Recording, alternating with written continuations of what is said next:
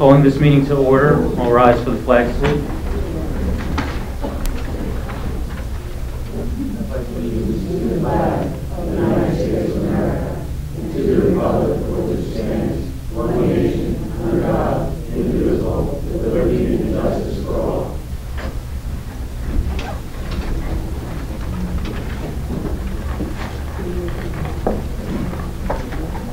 Next on the agenda, we have a moment of silence to remember the service and sacrifices of the armed service members who protect our nation and the first responders who protect our neighborhood.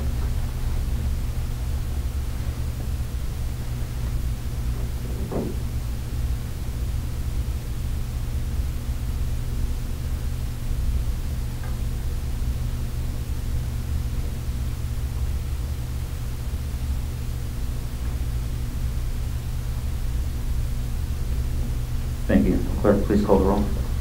Councilmember Quinn. Here. Councilmember Friedlander. Here. Councilmember Cusio. Here. Councilmember Palumbo. Here. Councilmember Smith. Here. Councilmember Sackett. Here. Councilmember Kelly. Here. Vice President Stevenson. Here. President Junior. Here. Will the mayor be joining us today? Council President, unfortunately, the mayor is undergoing emergency medical treatment for a knee injury. Okay. Do we have a representative from the police department here? I believe we do.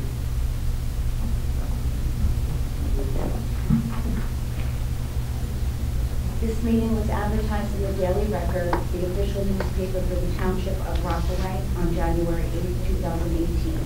Notice was posted on the official bulletin board of the Rockaway Township.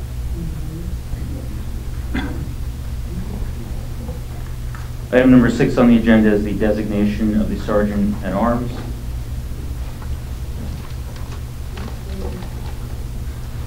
Township Code 2-5.15. Decorum. While the council is in session, the members shall preserve order and decorum. The council president, at his or her discretion, shall direct the chief of police or such other person in the police department as he may designate to be the Sergeant of Arms at the council meeting. The Sergeant at Arms shall employ reasonable means to maintain the proper order and decorum consistent with accepted standards. As the chief is not here, the officer in the room, Officer Hosmatalis, will be the designated Sergeant at Arms. Is that correct? Yes, sir. The accepted standard is that members of the audience are asked to keep their volume to an inaudible level so that business can be conducted and so that those who are speaking can be clearly heard. If an individual becomes audible, the Sergeant at Arms is expected to ask the individual to reduce their volume to an inaudible level or ask the individual to leave the meeting room as necessary. Next on the agenda, item number 7 is the approval of the minutes. We have a closed session from January 2nd, a closed session from January 23rd, and a regular meeting from February 13th. I understand that there were some edits to the February 13th. I just want to confirm that those edits have been made. That is affirmative. Anything else regarding minutes before we move them? Would anyone like to move the minutes? Moved by Smith. Second. Seconded by Kelly. Clerk, please call the roll. Councilmember Quinn. Yes. Councilmember Friedlander. Yes. Councilmember Cusio. Yes. Councilmember Palumbo. Yes. Councilmember Smith. Yes. Councilmember Sackett. Yes. Councilmember Kelly. Yes. Vice President Stevenson. Yes. President Junior. Yes.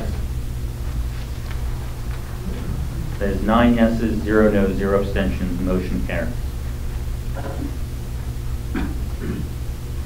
Next on the agenda is item number 8, council appointments. We're skipping over A.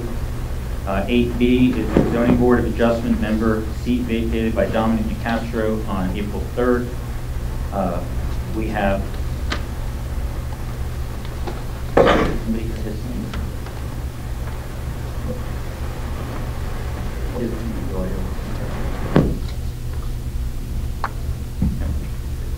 We have one appointment, Jason Smolinski, for a full member for the term, the unexpired term of Don Castro.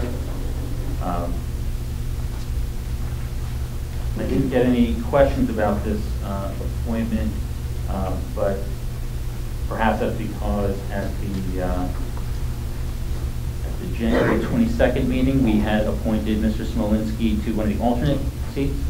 And those who reviewed his letter at the time saw that he was actually interested in a full member seat, but was willing to accept an alternate one. And now that a full member seat has come open, we are appointing him to the alternate seat. And then once he's appointed to this seat, the alternate will be vacant. And then we will work with the clerk's office to advertise that vacant position to the public. Would anyone like to move this appointment? I heard motion by Friedlander and second by Smith.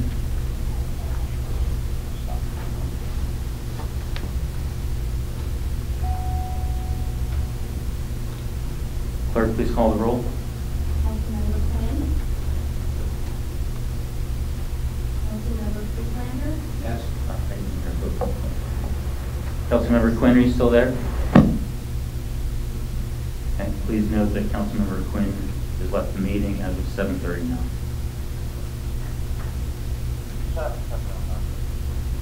So, who's next on? Councilmember Cruzio. Yes. Councilmember Palumbo. Yes. Just for the, Councilmember Quinn should be an extension. And then you had Freelander. Councilmember Smith. Yes. Councilmember Sackett. Yes. Councilmember Kelly. Yes. Vice President Evenson. Yes. President Jenny. Yes. 8 noes, I'm sorry, 8 yes, 0 no, 0 abstentions. Motion carries. It looks like he's gone. Okay. He's disconnected. Okay. That Councilmember Quinn is disconnected from who called in and from the call of this night. Please note that as of 7:40, Councilmember Quinn has returned to the meeting.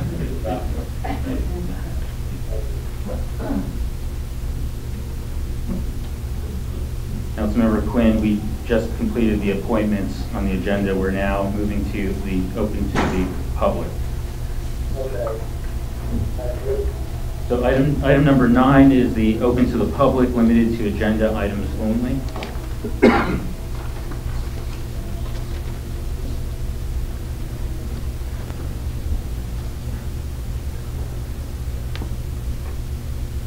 Ordinance 2-5.14 requires that any comments or questions made during the public portion of the council meeting must be addressed to the council as a whole and not any individual council member. The failure to comply with this ordinance may result in the termination of any further opportunity to address the council at this session. All speakers must be first recognized by the council president before speaking. Speakers are expected to limit their comments to the agenda items and to stay on topic. All comments, as I said earlier, are to be directed to the entire council as a whole and not any individual council member. Speakers have 5 minutes each to speak per township code.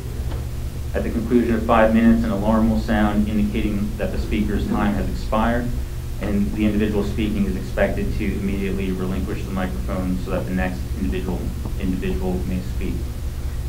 Failure to adhere to these rules will result in the council president using the gavel to reinforce adherence to the rules, and when an individual's speaking time has expired. If at any time a speaker ignores the gavel or refuses to relinquish the microphone, the sergeant at arms is directed to assist the individual in relinquishing the microphone and to remove the individual from the meeting as necessary. First on the list is Joe Rake. That entirely wrong street for Okay. my remarks have nothing with the other two again. Next on the list is Diane Power. I believe I signed the wrong list too. I want to talk about FEMA and flood insurance. Okay. Next on the list is Lisa Salberg. And we will take the other 2 individuals at the next public input. Thank you. Please state your name and address for the record. Lisa Selberg, 10 Bergen Hill.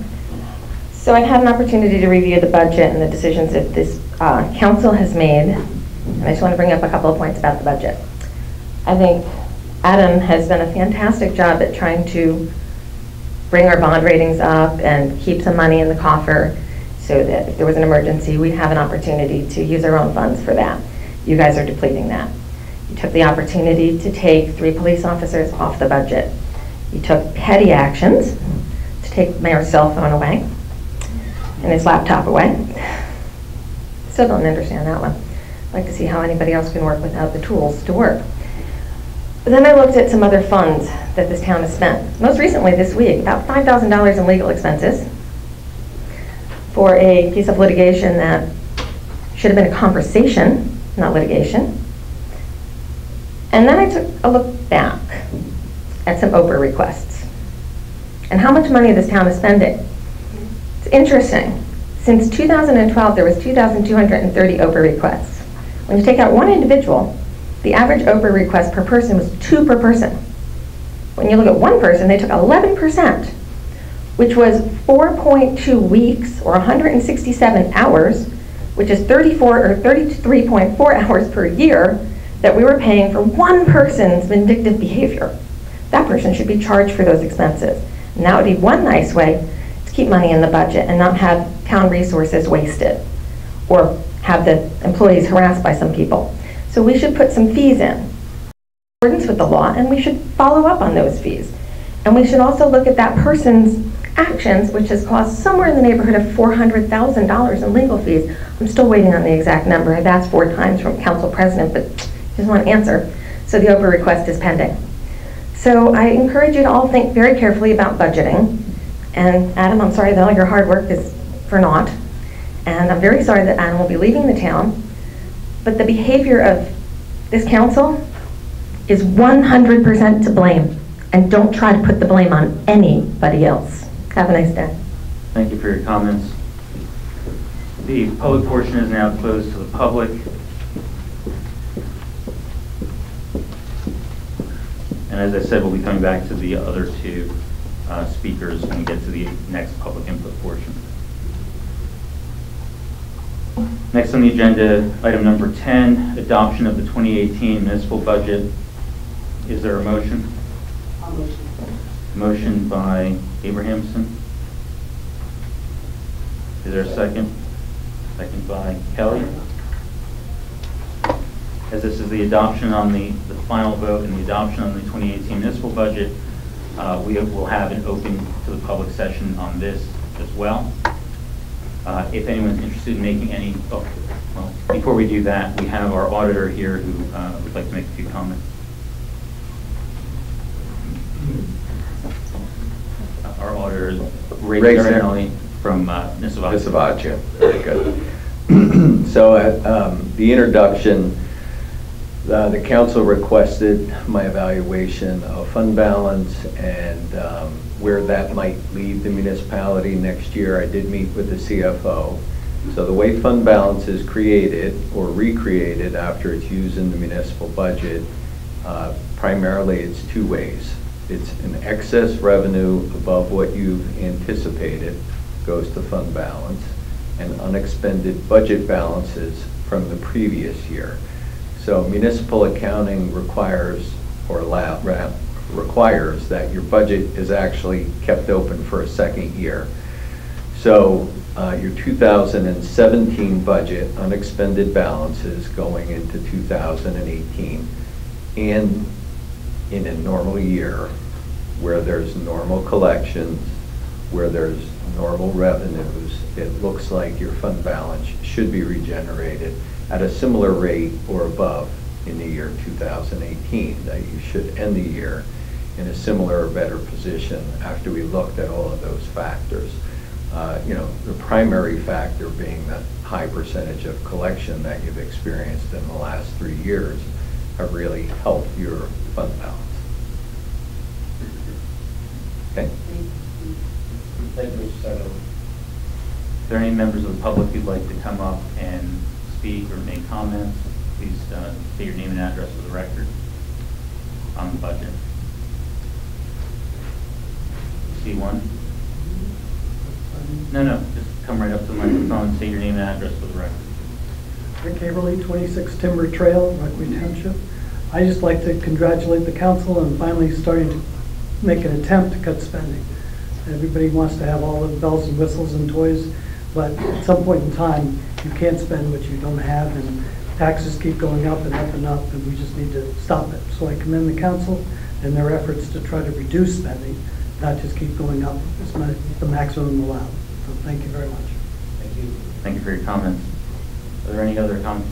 I see one more. Please state your name and address for the record.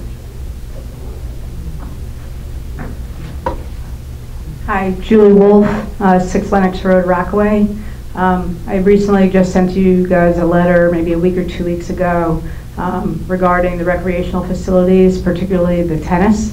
It's been 3 years the tennis courts have been unplayable and actually are dangerous. There's huge cracks, plus the lights aren't working, the fencing, the nets, they're really in disrepair.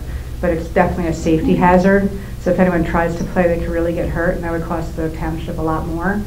And I've asked every year for the rec department to do something. I know it might be too late for this budget, unless things could get shifted around. I don't know how that actually works. But I'm just asking that this gets looked at and ideally used so it won't go into 4 years or more before they can be used. That's all. Thank you for your comments. Are there any other public comments? Seeing none, hearing none, I will now close the open public portion with regards to the municipal budget. Clerk, please call the roll. We have a question from the clerk. Okay. I'll have you. So there's a portion of the budget that needs to be read in, so we don't forget to do that. We will read it. We will read that portion in, and then Councilmember Sackett, if you have any comments, you can make them following that.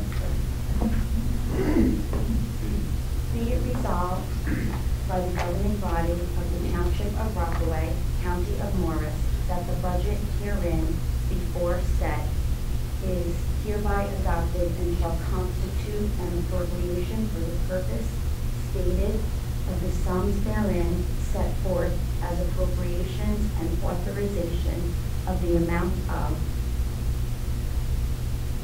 $28,947 for municipal purposes and $296,748 for open space, recreation, farmland, and historic preservation trust fund levy, and $1,398,521 for minimum library tax. Councilmember Sackett, you had a comment. My fellow residents of Rockaway Township, I want to give you my reasoning why I'll be voting no on tonight's budget. We cut $1,500 out of the budget so our mayor does not get a cell phone or a tablet. The mayor needs to be in constant contact with the town, and for him to not have a cell phone or a tablet is archaic in this time of age. Legal services. As lawsuits seem to be going up in this town, and more is being asked out of our township attorney, we cut $75,000 out of our legal services. To me, that does not make any sense and puts us at risk for all these lawsuits coming down the pipeline. The police department. At a time where there's more trial and tribulations going on and a call for more safety by our residents, we are cutting almost $400,000 out of our police department and cutting jobs. Recreation. As our town is hearing more and more complaints by our residents about our fields and how they need work, we are cutting our recreation director position. So when there is an issue on weekends, like there was this past weekend, there's no one to speak with. Someone that is a supervisor is not the director and is not paid as a director. He should not be expected to put in all these extra hours when he's not being rewarded for his time. Our business administrator has developed a plan, which the council is well aware of, to save this town $140,000 and to fill 2 director positions that need to be filled, and his ideas were tossed aside.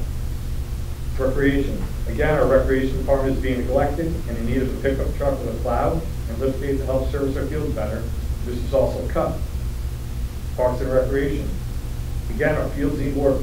Our shared services agreement with the Board of Education has ended, and a new mower was requested and was already cut from $70,000 to $50,000 to save us some money, but it was cut again to $35,000, really limiting what we can go get to help do our fields. Peterson Field, the basketball courts and tennis courts. I received a letter from resident Julie Wolf complaining about our tennis courts and how they've been in disarray for years. We had set aside $100,000 to replace our basketball courts at Peterson Field. It was cut from the original $175,000 requested and put down to $100,000, but it would cost about $150,000. That was totally cut as well from the budget. Also, the tennis courts that are in for next year's budget at a cost of $160,000, which I know will end up being cut as well. I know to some people, $66 is a good starting point on their taxes. But to me, with 4 young children in this town and a resident for 34 years, I'd rather let the town keep the $66, continue with improvements to our town. Thank you.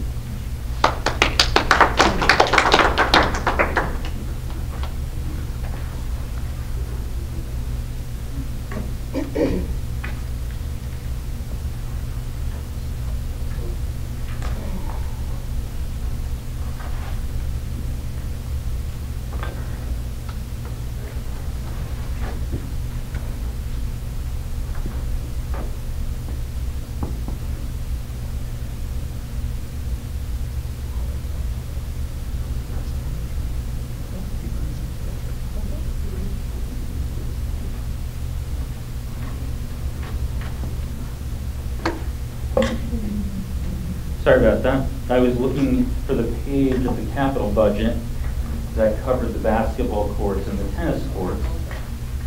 I had them out of order because I had taken them out to take a photo to email to Ms. Wolf, who came and spoke earlier after she emailed us.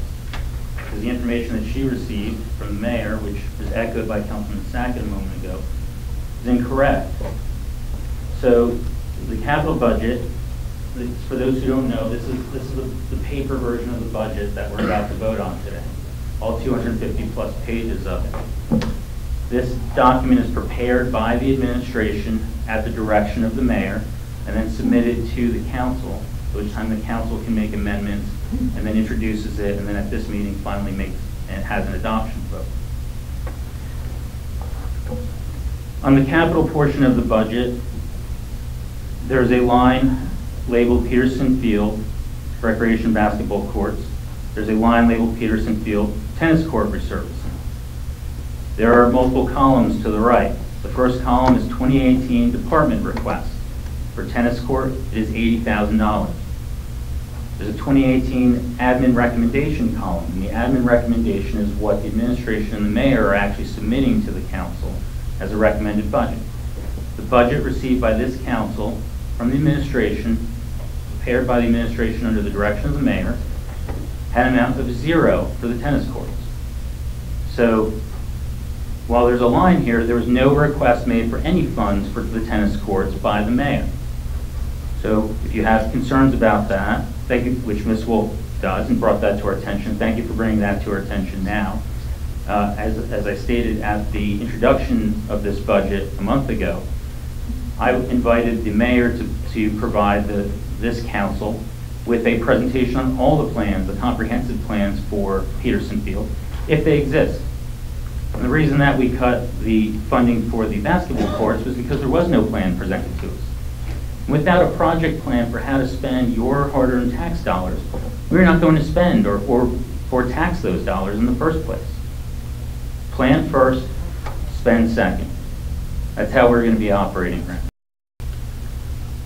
So the mayor has a whole year till the next budget to present to this council, 5 of whom are new this year, to present to this council whatever plans he has for all kinds of improvements throughout the town, Peterson and elsewhere. And as I did a month ago, I'll do it again. I would encourage the mayor to take this council up on that offer of receiving those presentations. And we will work with him to schedule those right here in this meeting, in this room, at regular public meetings, so all of you who'd like to attend and see those presentations can see that along with us.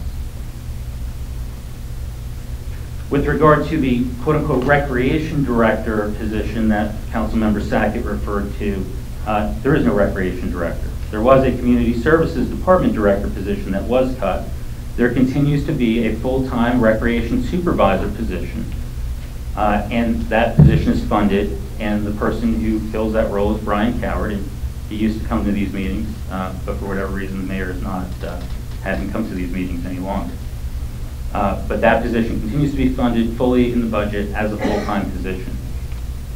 With regard to the mowers, I'm going to hand that over to Councilmember Kelly, who has some more information about that and part of the discussion during the budget meetings on that specific. In regards to the mower that was requested for recreation as well as the vehicle, going to combine the two with the DPW and Parks and Rec for that. There were mowers that we were on loan from the school. We were handling a contract that we received from the school back in 2011 that we really don't know the expiration date of it. We never renewed it after the first year that it was implemented. And it ended up being a bad deal. We were doing a lot of extra work, and there was a lot of things going back and forth, and it was eliminating the possibility of our rec department to do work on other areas for the township after we were moving the grounds of the school in addition to the field itself. So with the mowers that were there, we had some older fluoro mowers, but now that the contract is no longer in void, since really 2014, we had to give that equipment back. Same equipment that we had, we received, we somewhat refurbished, we made it better than it was when we received it, we gave it back. But the request from Recreation was to replace 2 mowers and an actual leaf back. Now, we received the leaf back from the school, which we did get back. And the 2 mowers that we received, we also gave back. So we're replacing the 2 mowers. The leaf back that we had is something that is functional, it's fine. It was just nicer to use a newer one that the school had. They only use a couple of times throughout the year. Spring cleanup, fall cleanup. So speaking with some of the members of the Recreation Department, they were willing to give up the purchase of the leaf back because they already had one that was there that was working, that was fine. And if they needed to, they could always borrow that and from the school, which they blend back to the rec if that was something that they needed to do. So that was a justification to save an additional $15,000 from that budget for that. So what was priority were the 2 mowers. Secondary was the leaf back, which they felt that they could work with maybe for another year, 2, 3, who knows how long. The other thing was the vehicles that were in question.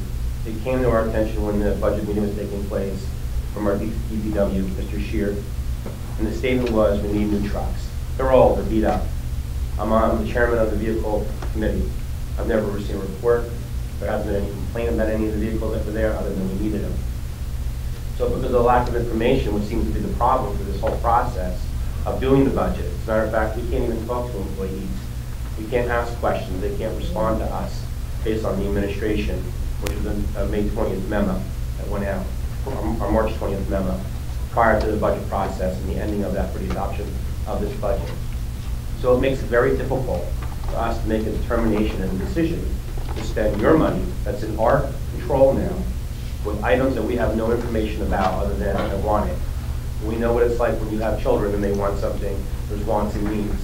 But without any information for us to move forward to make those purchases, but some of them are a vast amount of money, it's a difficult situation, but in that case we said no. And then we can look at it next year with additional information provided to us to make an actual fiscal decision that's going to benefit not only the employees, the township, but the residents as well. And that's the situation with that, unbeknownst to Mr. Sackett. Thank you, Councilmember Kelly. Councilmember Puzia. Someone in the audience made a comment that higher council, or good to see that the council is not spending the maximum. I just wanted to make a correction for that. The budget that we originally received before the reduction was going to result in a 0% increase on your municipal portion of the taxes already. So there was going to be no increase. The check that you would write for the municipal portion was going to be the same as last year. That was on the original budget. This one resulted in a reduction of $60 or $67 per 300,000. But the original one was not a maximum increase of 2%, which were allowed by law. It was going to be 0 on municipal. Any other comment?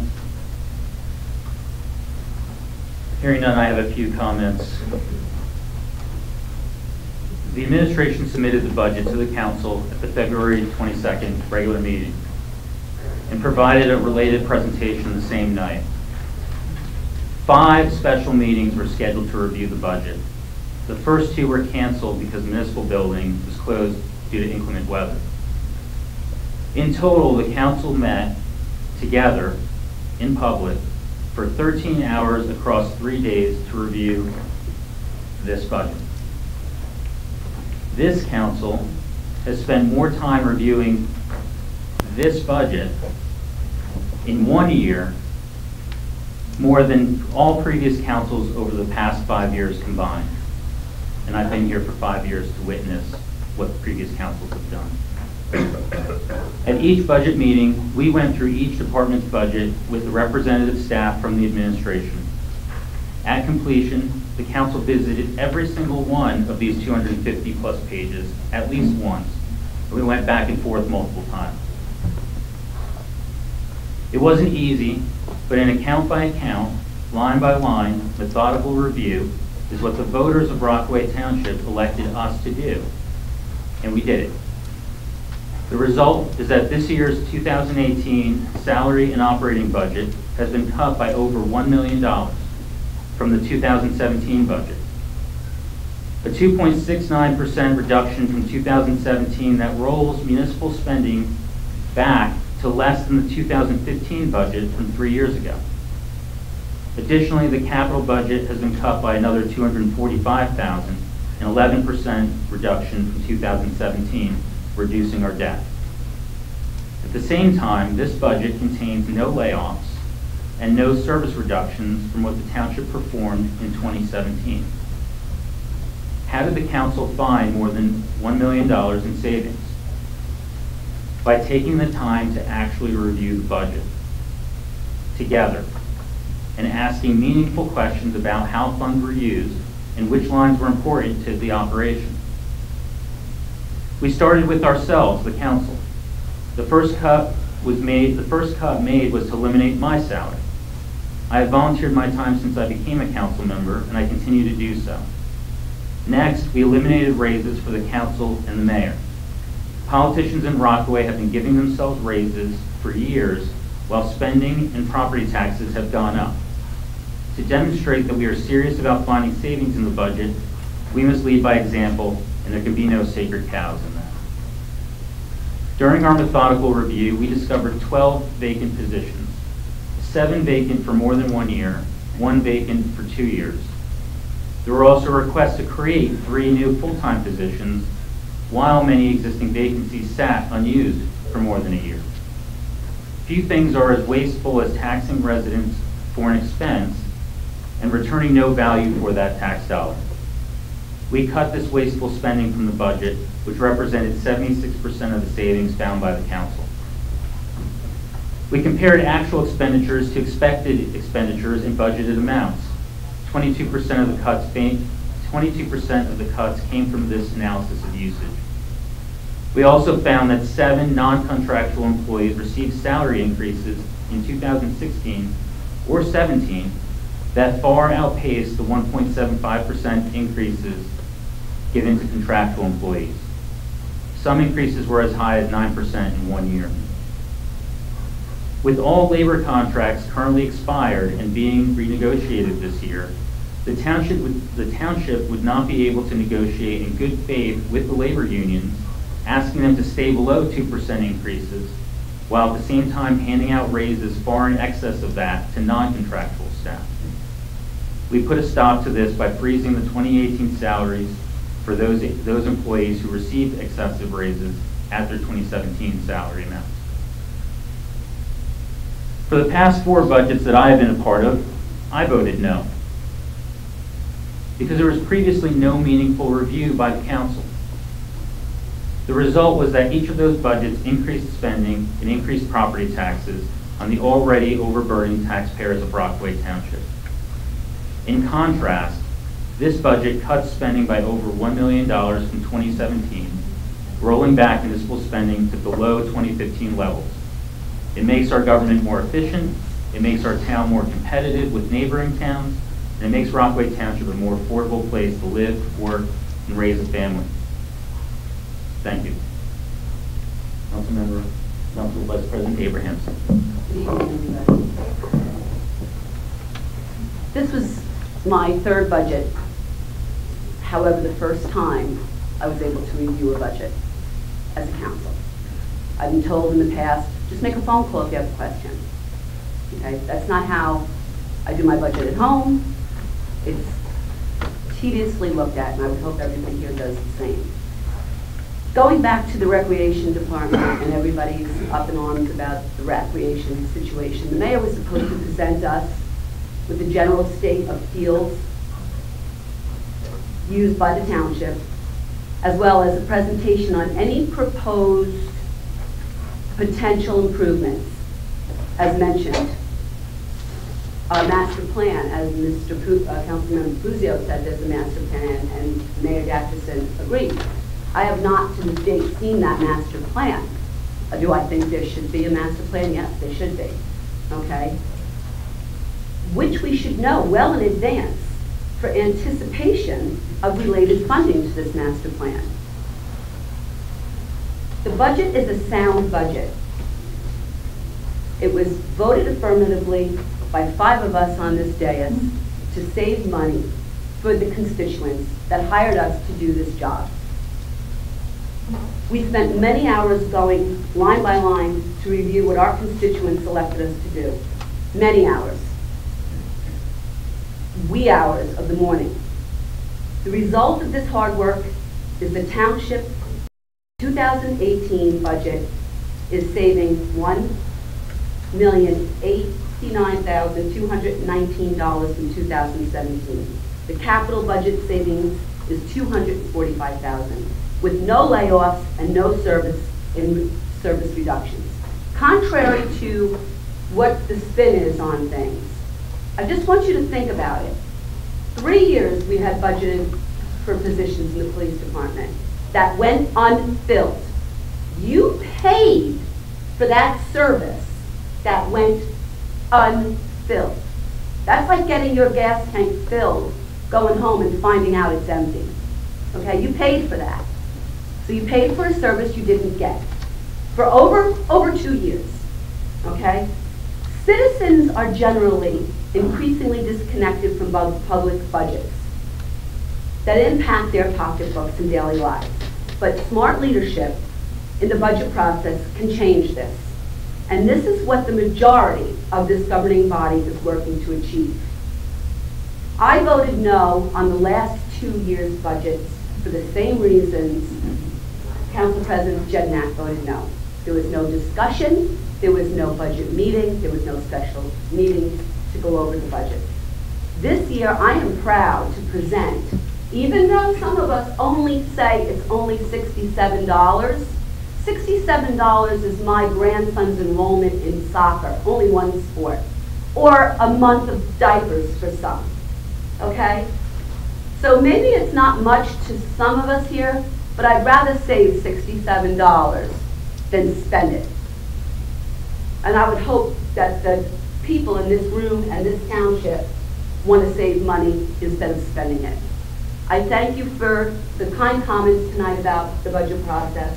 I'm proud to vote yes on this budget this year, and I hope to be able to work and serve this town in the same direction that we're going this year. Thank you all for listening.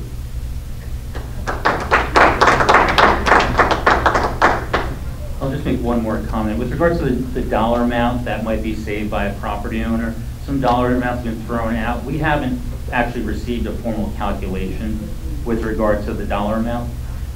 So the suggestions that I've made to residents who've asked, how much is this going to save me, has been to contact the tax assessor's office. Because of the reassessment that's gone on this year, which changes your property value, and then the decrease in the rate as a result of the decrease in spending and taxation in the budget, your mileage may vary on what you see as far as a decrease or a change in your property tax. So if you want to know what the actual number is for you, please contact Mark Burek, the tax assessor.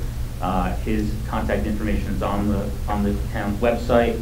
and others have already reached out, and I've seen some of those communications, and you've been very responsive to those types of questions, and he can tell you definitively what you can expect to see from the municipal portion of your budget. Councilmember Kelly. If I may, not to go over the budget, other than it was a very taxing amount of time that we put into it, very stressful and very difficult to do emotionally and numerically, physically, going through it. But I want to make sure that everybody recognizes that there's a many amount of people that go to this township work, have over 160 employees, have a wonderful amount of department heads, have an administrator that's an unbelievable administrator, Shane Cleveland. And we also have a wonderful auditor to assist in the direction to make sure that we're doing the right thing as indicated on the record.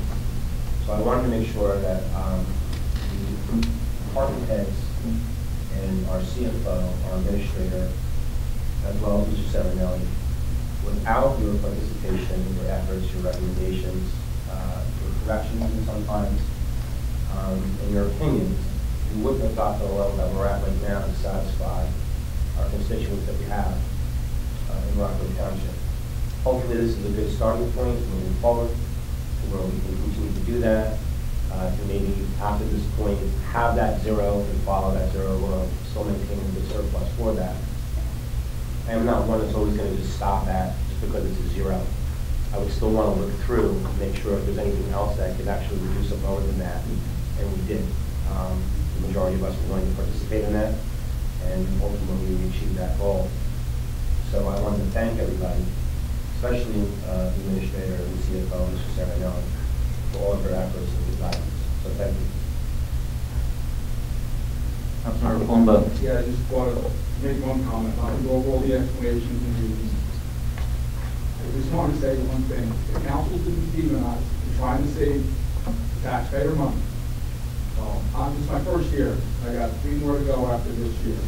Might as well put the horns on me now, because you demonize me every year if I'm scrutinizing the budget looking to save money to the taxpayer. I do it with my own personal money, our own budget at home, and certainly I'm going to take extra care trying to save the taxpayer money. And when the administration wants to spend money, well, it better be thorough in its presentation and have reasons and all the I's dotted and T's crossed. Because it's just not going to be an open checkbook. It's just not going to be yes, yes, yes. It's going to be scrutinized. And in the long run, it'll make the administration do a better job. Thank you.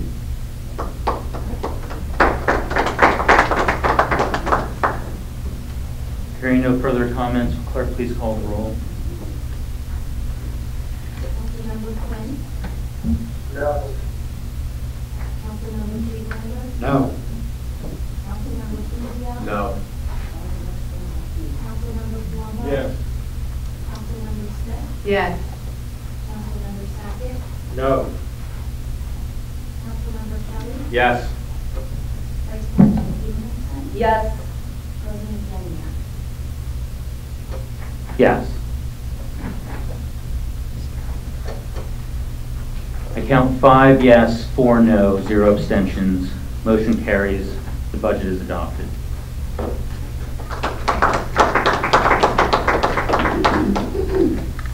Going out of order, since we have our auditor here, council members received in their council packets this past week only the audit. And I understand that a copy of this audit is also on file with the administration and perhaps will be online as well for any members of the public who would like to review it.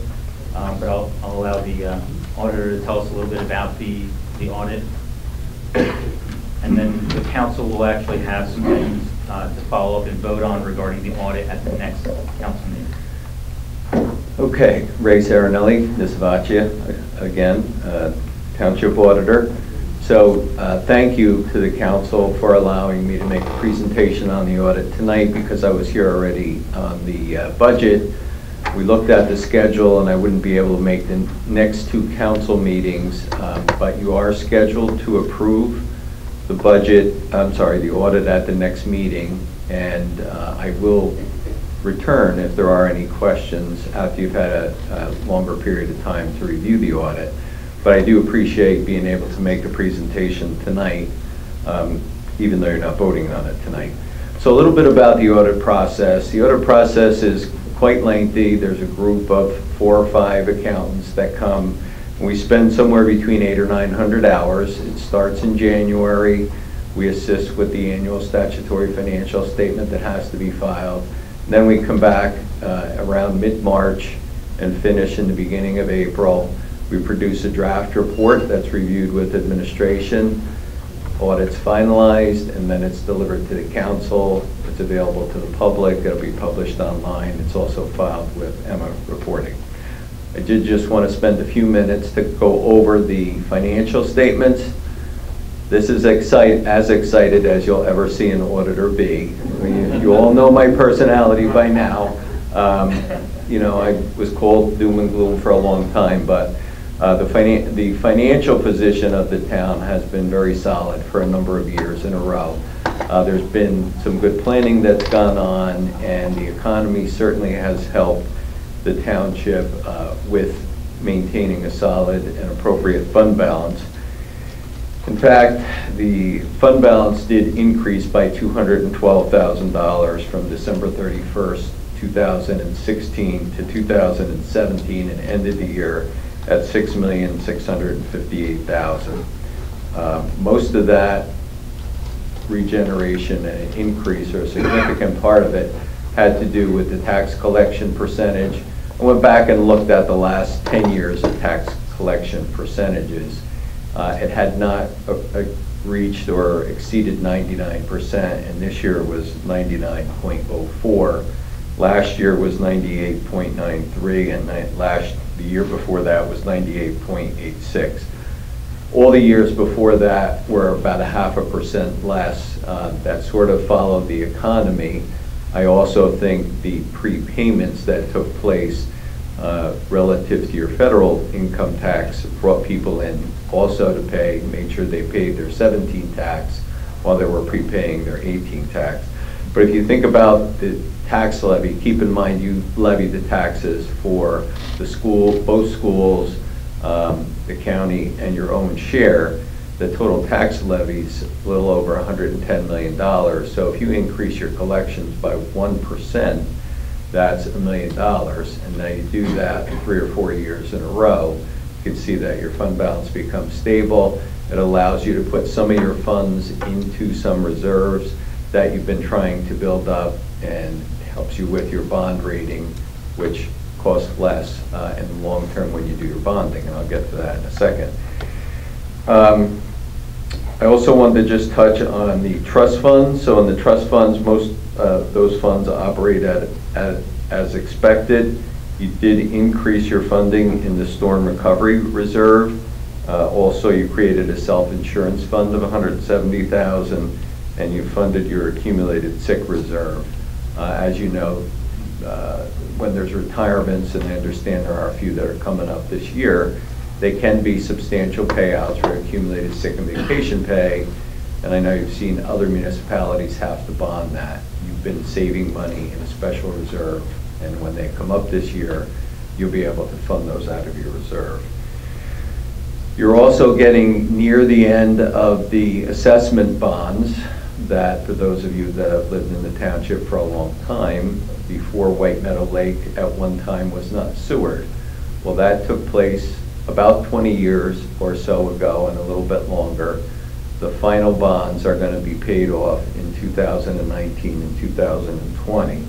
I can remember when having White Meadow Lake sewered was a big concept, and what the improvement of the water quality was going to be. I see some people shaking their head, and it, was very difficult to figure out how that would be accomplished. It's kind of rewarding now to see that all of that was accomplished and all of that has paid off. In the capital funds, at the end of the year, your debt was reduced by $1,566,000. You started the year with $24,152,000 in both funded and unfunded debt. You ended the year with $23,286,000. So you paid down more debt than you authorized during the past year. You also issued bonds. Sorry to interrupt you. What is the current outstanding debt for the town?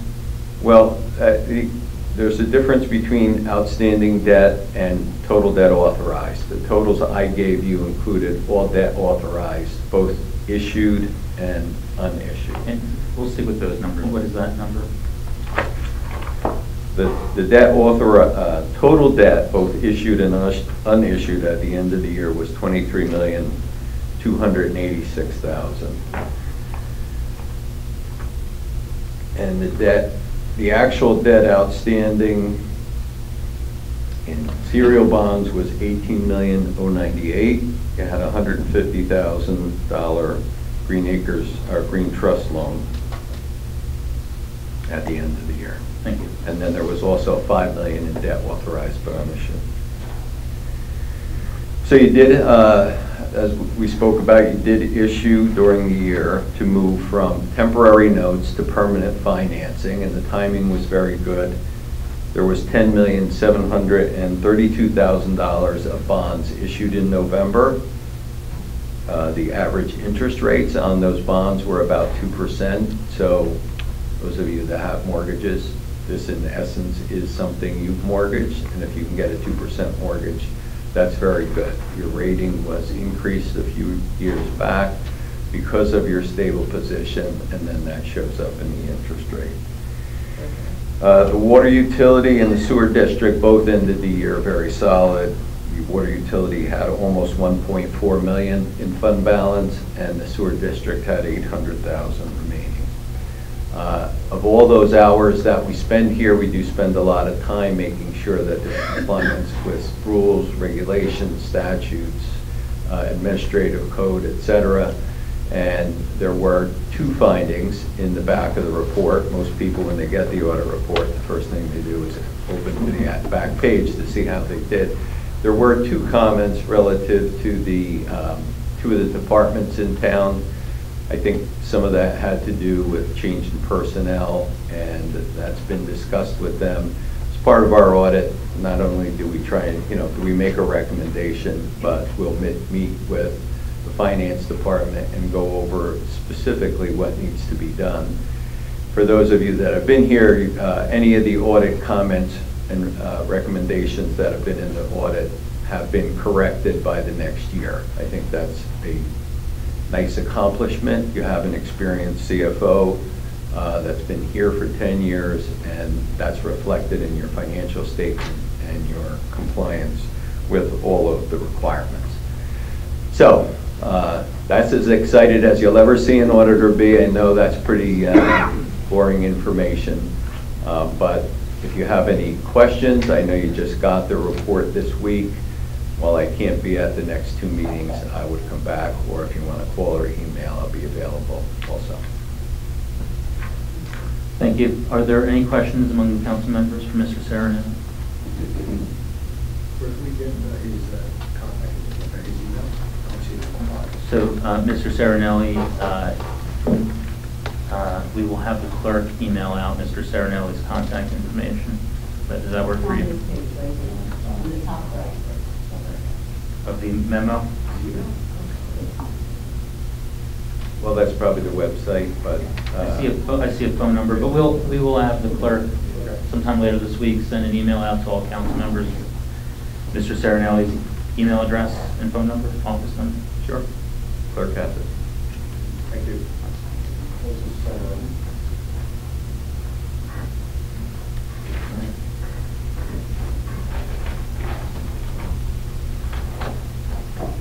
Thank you again to our auditor, Ray Serenelli of Municipal. Next on the agenda, item number 11 is the consent agenda resolutions R18-84 through R18-89, as well as the appointment of firefighters Emily Honig and Junior Fireman's Auxiliary Jonathan Dorikios and Kaylee Donaldson. Is there a motion? So moved. Motion by Councilmember Fuzio. Is there a second? So. Seconded by Smith. Clerk, please call the roll. Typically, there aren't questions on the consent agenda, but if there are any questions, we'll entertain. Councilmember Kell. Provide what you do. Which resolution? It's R1889, B on the agenda. And it's appointing one of our employees who's an animal control officer as a humane law enforcement officer. Yes. Can you just let the public know the difference between that? I'll defer to Mr. Tabbitt here if I don't provide enough information. There was a change in law requiring the humane law enforcement officer designation in January of this year. So the council received a memo that explained the change in law and the requirement. The identified individual happens to be the animal control officer, possesses the necessary certifications and qualifications. So it seemed a logical conclusion and recommendation from the staff of the council at this point. If I could just add one or two comments, and that's a great summary. One other factor is that our full-time animal control officer does not have any enforcement powers until this dual appointment is made. So any animal control issues he normally would receive routine enforcement would depend upon that appointment. He does not carry a weapon. Thank you. Are there any other questions with regard to the consent agenda? Hearing none, clerk, please call the roll. Councilmember Quinn. Yes. Councilmember Freeman. Yes. Councilmember Fugito. Yes. Councilmember Palumbo. Yes. Councilmember Smith. Yes. Councilmember Sackett. Yes. Councilmember Kelly. Yes. Vice President Abraham. Yes. President Daniel. Yes. I count 9 yeses, 0 noes, 0 abstentions. Motion carries.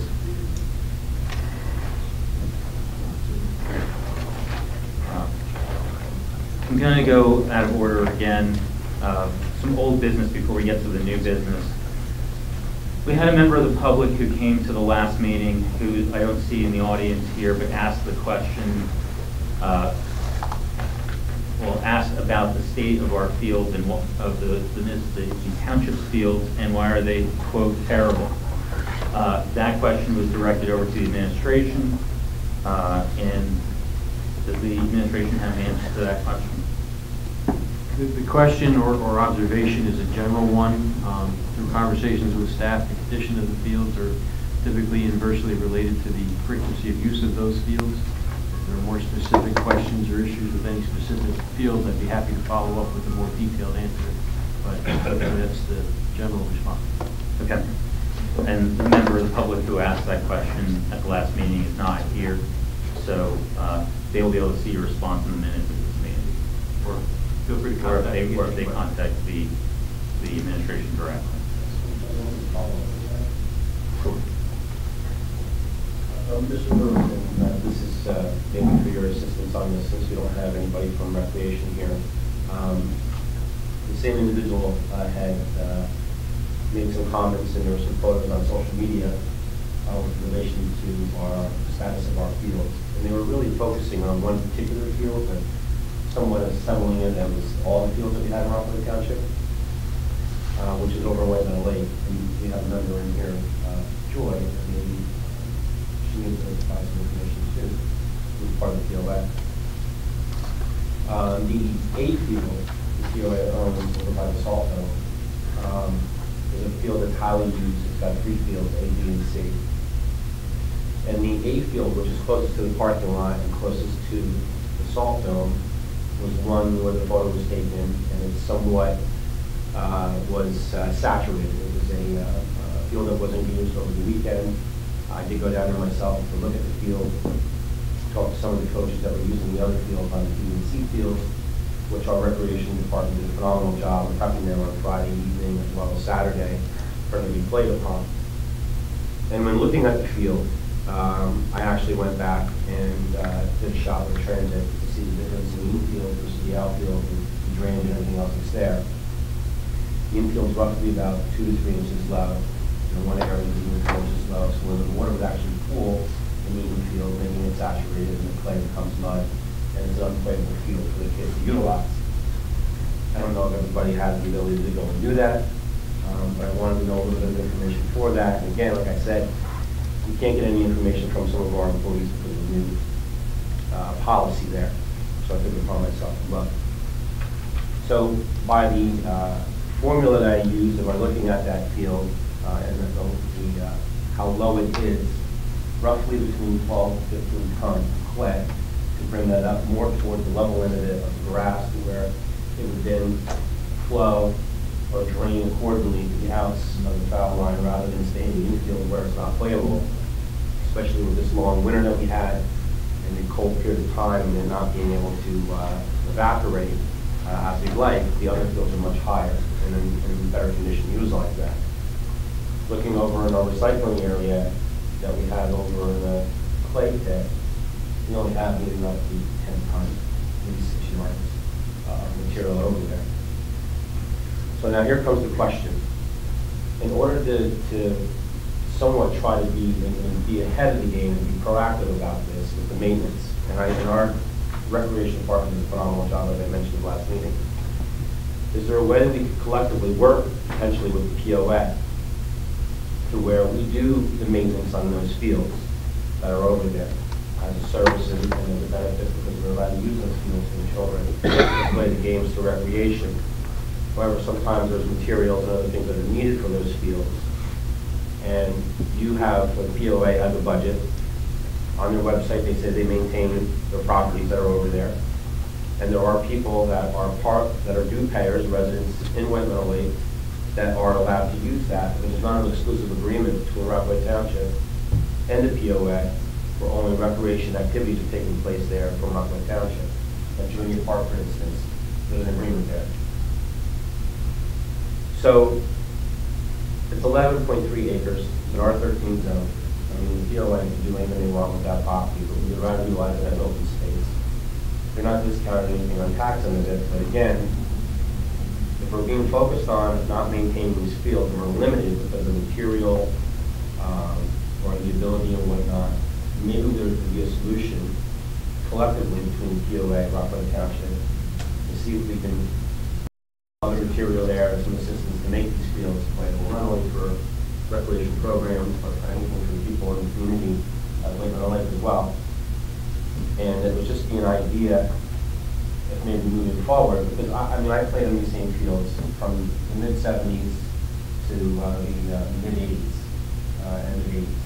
And they've been somewhat in that condition. It's funny, that's just what it is. You get there, you clean your uniforms, and you go forward.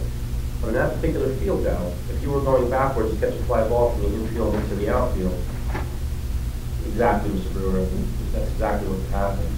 And there's an actual larger hole, which I believe the soccer net is put over, because it could be a trip hazard that's over there. Again, our guys do a phenomenal job with 5 members, and then only 10 in the summer with the summer help that you have. But it would be great if there would be some continuity, maybe a plan moving forward, or an agreement of some sort, so that we have this ability to make those repairs, make them adequate so they can utilize all the time, and not have the rest of the fields painted with the same brush of complaint. This Peterson Field is phenomenal, up off of Elizabeth Lane, up on Fireburn and Springfield. They're all good. We try their best, especially with the pending weather. So if that's something that we can work with, Joy, maybe we can have administration, maybe just go up to the POA, do some ideas. Well, the officer in charge of our athletic department and our athletic field, in fact, I'm sorry, Mr. David. she can certainly speak to this far better than I. According to the original agreement that White Middle Lake had with the township, during the period when the township uses the field, the township is supposed to maintain and take care of the field so that they are playable. That was the agreement. We do try to do our own maintenance at times, but I will bring it back to the athletic committee to see what they think can be done. The A field unfortunately does have a high water table. We have a problem with our tennis courts too, because water seems to seep through and water. So I think that that's part of the problem. And the fact that we had such a wet winter really added to the problem. But I will bring it back to the athletic committee. I know there isn't money in budget this particular year to do any big improvements over there, guys do over there, because I did a whole walk around the entire complex that you have, from the pool to the other playgrounds. I mean, it's impeccable, and you do a fantastic job that's there. And it seems that, this one particular area, which has always been that way, like I said, when I played in the 70s to where I'm at now. But, we have an agreement, things are different now. Some of the other programs, like football, for instance, they do put money out of their own budgets there to assist to make the field better playing, and they do purchase apparatuses and fertilizers and everything else. And maybe we even need to get the baseball program, because there's many entities of that baseball program. We could pull together volunteer, labor, materials, funds. Maybe there's also donations that we can get, to where if we were to implement that, it wouldn't bear any expense to the taxpayer. We already have an agreement that the township participates in maintaining the field. You guys, at the POA, what I mean, you guys, also do your best to maintain it as well. But again, if we can just minimize it and figure out some way, I'm not looking to do some irrigation and drainage and everything else that's there, but if that infield was higher and it was tapered off to do that, and again, if you were there when I'm shooting everything, I mean, the transition would go right to the foul line, yeah. But the other fields were great though, for what it was. It was just a shame that the weather here in April, we just had spring, just started really, in the last couple of days. And maybe it's something moving forward, we can do that either through some phone calls, emails, personal meetings, or whatnot. I'd appreciate that.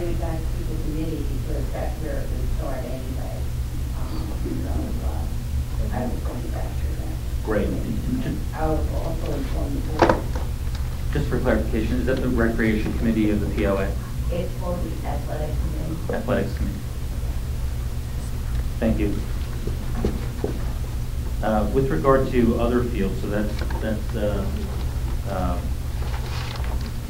A field at the POA.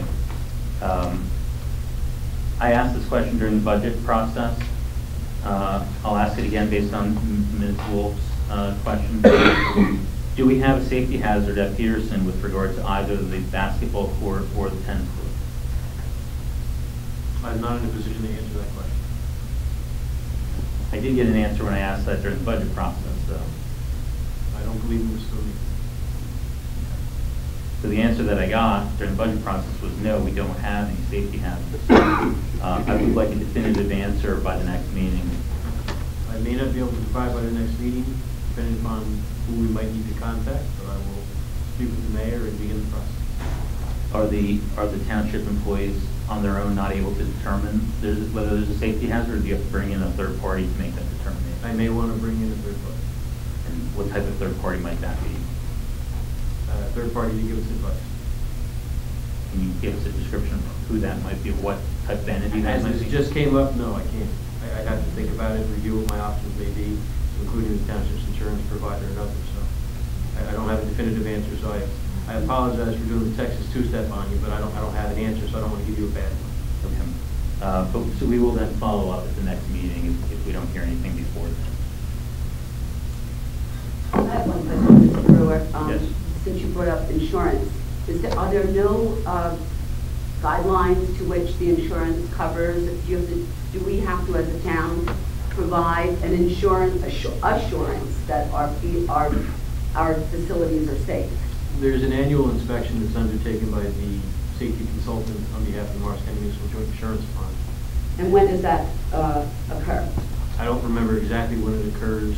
I don't recall this item being flagged on it, so it's not something that's been identified in the past. Okay, very good. So But they may be one of the groups I asked to come in. Exactly. I was just thinking, because you put on a light bulb up in my head here when you said insurance.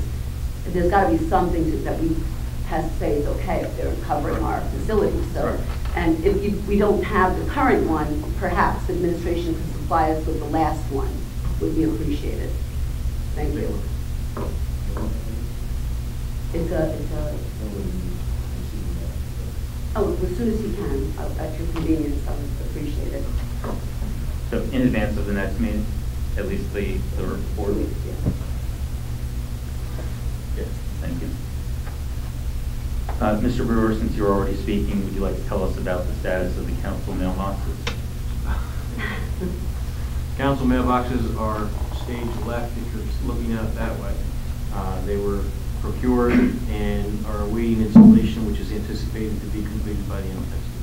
And they'll be surface mounted on that wall that's there. Correct. Thank you. We're all looking forward to that. I have an item, some more old business, but also new.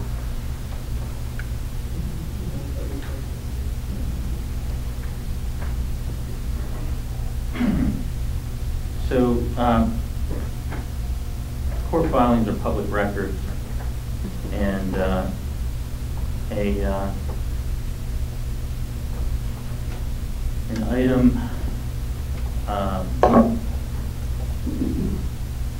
item came to my attention, which is an amicus curiae letter memorandum from our township attorney to an Ernest Capasola, Superior Court of New Jersey, dated April 13th, in the matter of Kelly v. Datchison et al. Kelly v. Datchison is an item that's on our litigation inventory. It is an item that township is not a party to. What I find odd about this is that this memorandum is dated April 13th. I went back and looked at the minutes of our January 11th council meeting, and this council passed a motion to rescind the November 24, 2015 vote authorizing the township attorney on behalf of the township to file a motion to intervene in the old matter known as Kelly v. Datchison, to revoke the township attorney's authorization to intervene in the old matter known as Kelly v. Datchison, and to direct the township attorney to cease any and all ongoing or further intervention in the old and new matters known as Kelly v. Datchison. Roll call vote was taken. The motion passed with 4 yes, 3 no, 2 abstentions. My question to the township attorney is,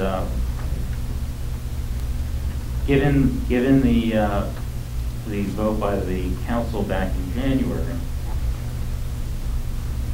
why do we find ourselves in the middle of April with a amicus curiae from your office in this matter?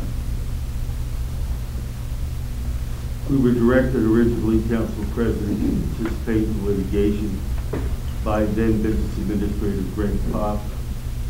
That instruction has been reaffirmed by our current Business Administrator.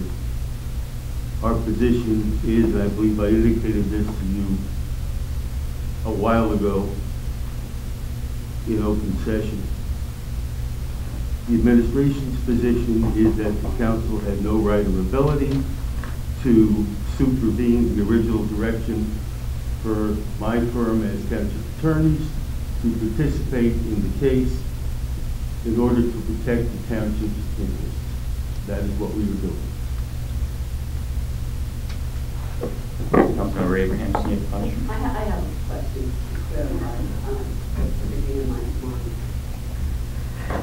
Is the township getting sued?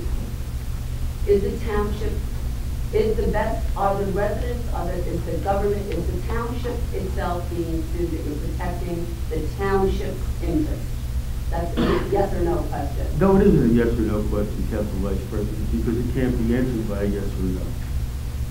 So the township, you're not sure? No one is being presently sued, Council President. The official status or description of the action is that a petition has been filed to bring suit. To bring suit against the township? The township would be implicated in the suit. It would? Yes. The interest of the township would be implicated in the suit. Mr. Brewer, the township attorney just told us that you have reaffirmed the participation of the township attorney in this matter. Is that accurate? Yes. And why did you do that? I'd be happy to discuss the matter in closed session as it's potential litigation. I'm not going to get into it in open session.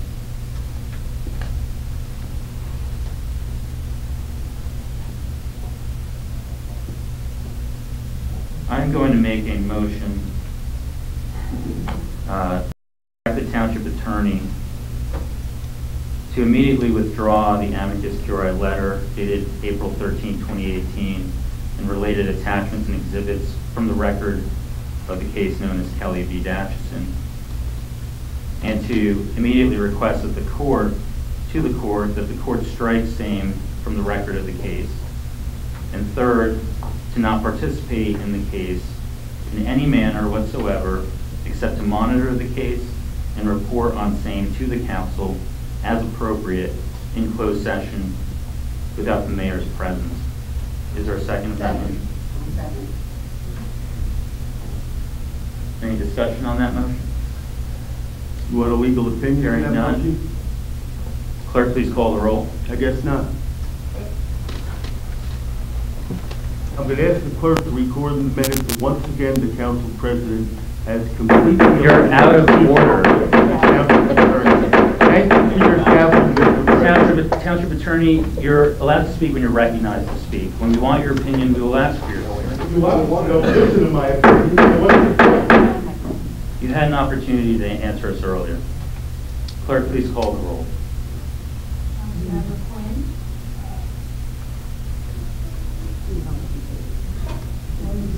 Councilmember Quinn, are you still there?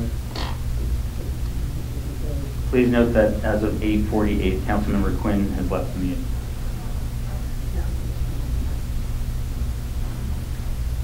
Councilmember Friedlander. No. Councilmember Puccio. No.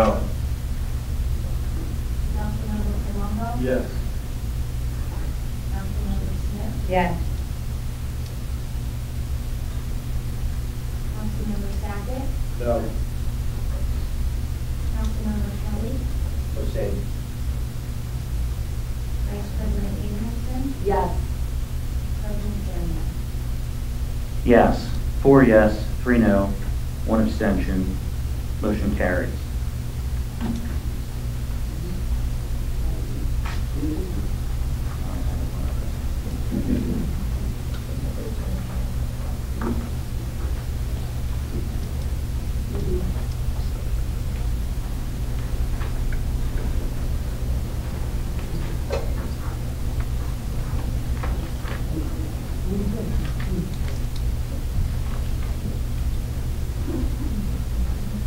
Moving on from old business to new business, I have an item of new business.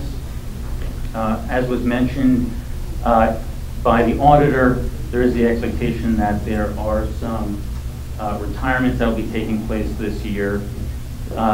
Movements of staff, whether they be hires, promotions, retirements, separations, was among the discussion that took place in the special budget meetings, and the ability to understand what those movements are and where staff are is important to the council. I made some suggestions with regards to how the budget can be presented for the next year. I hope that those are adhered to. But in addition to that, the reality is this township hires people. There's a council member here for 5 years. I only find out informally. People retire, I only find out informally. Not really a good way to run an operation. The council, because of its oversight responsibility, should be informed formally when there are changes in employee status like that. So I'm going to make a motion. And by the way, the administration does provide us with various monthly reports, but they don't cover this.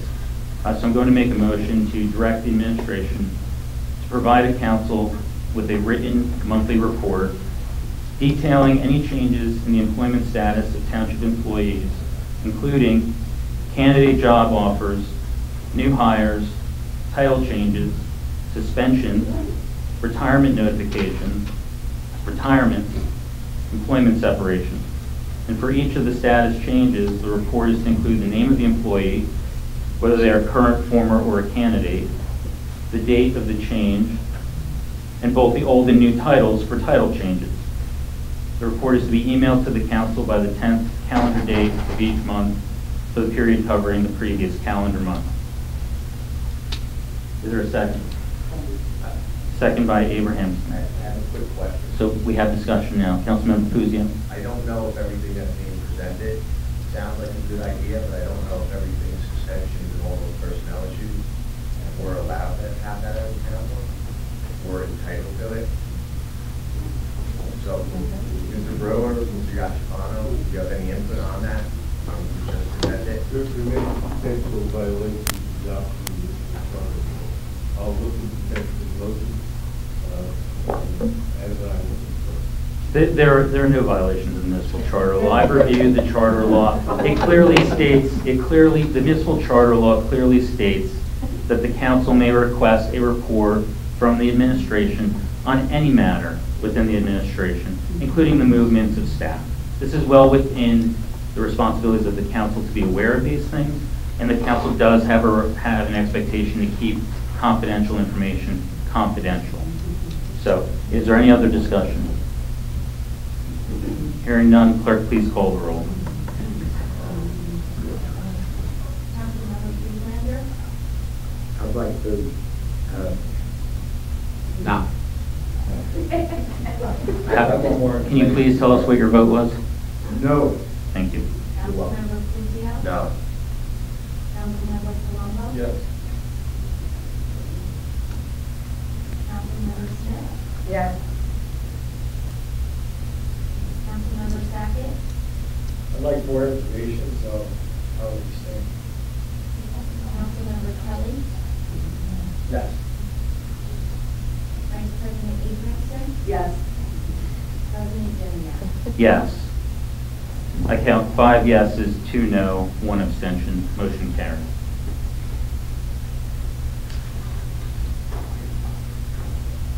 Is there any other new business from anyone?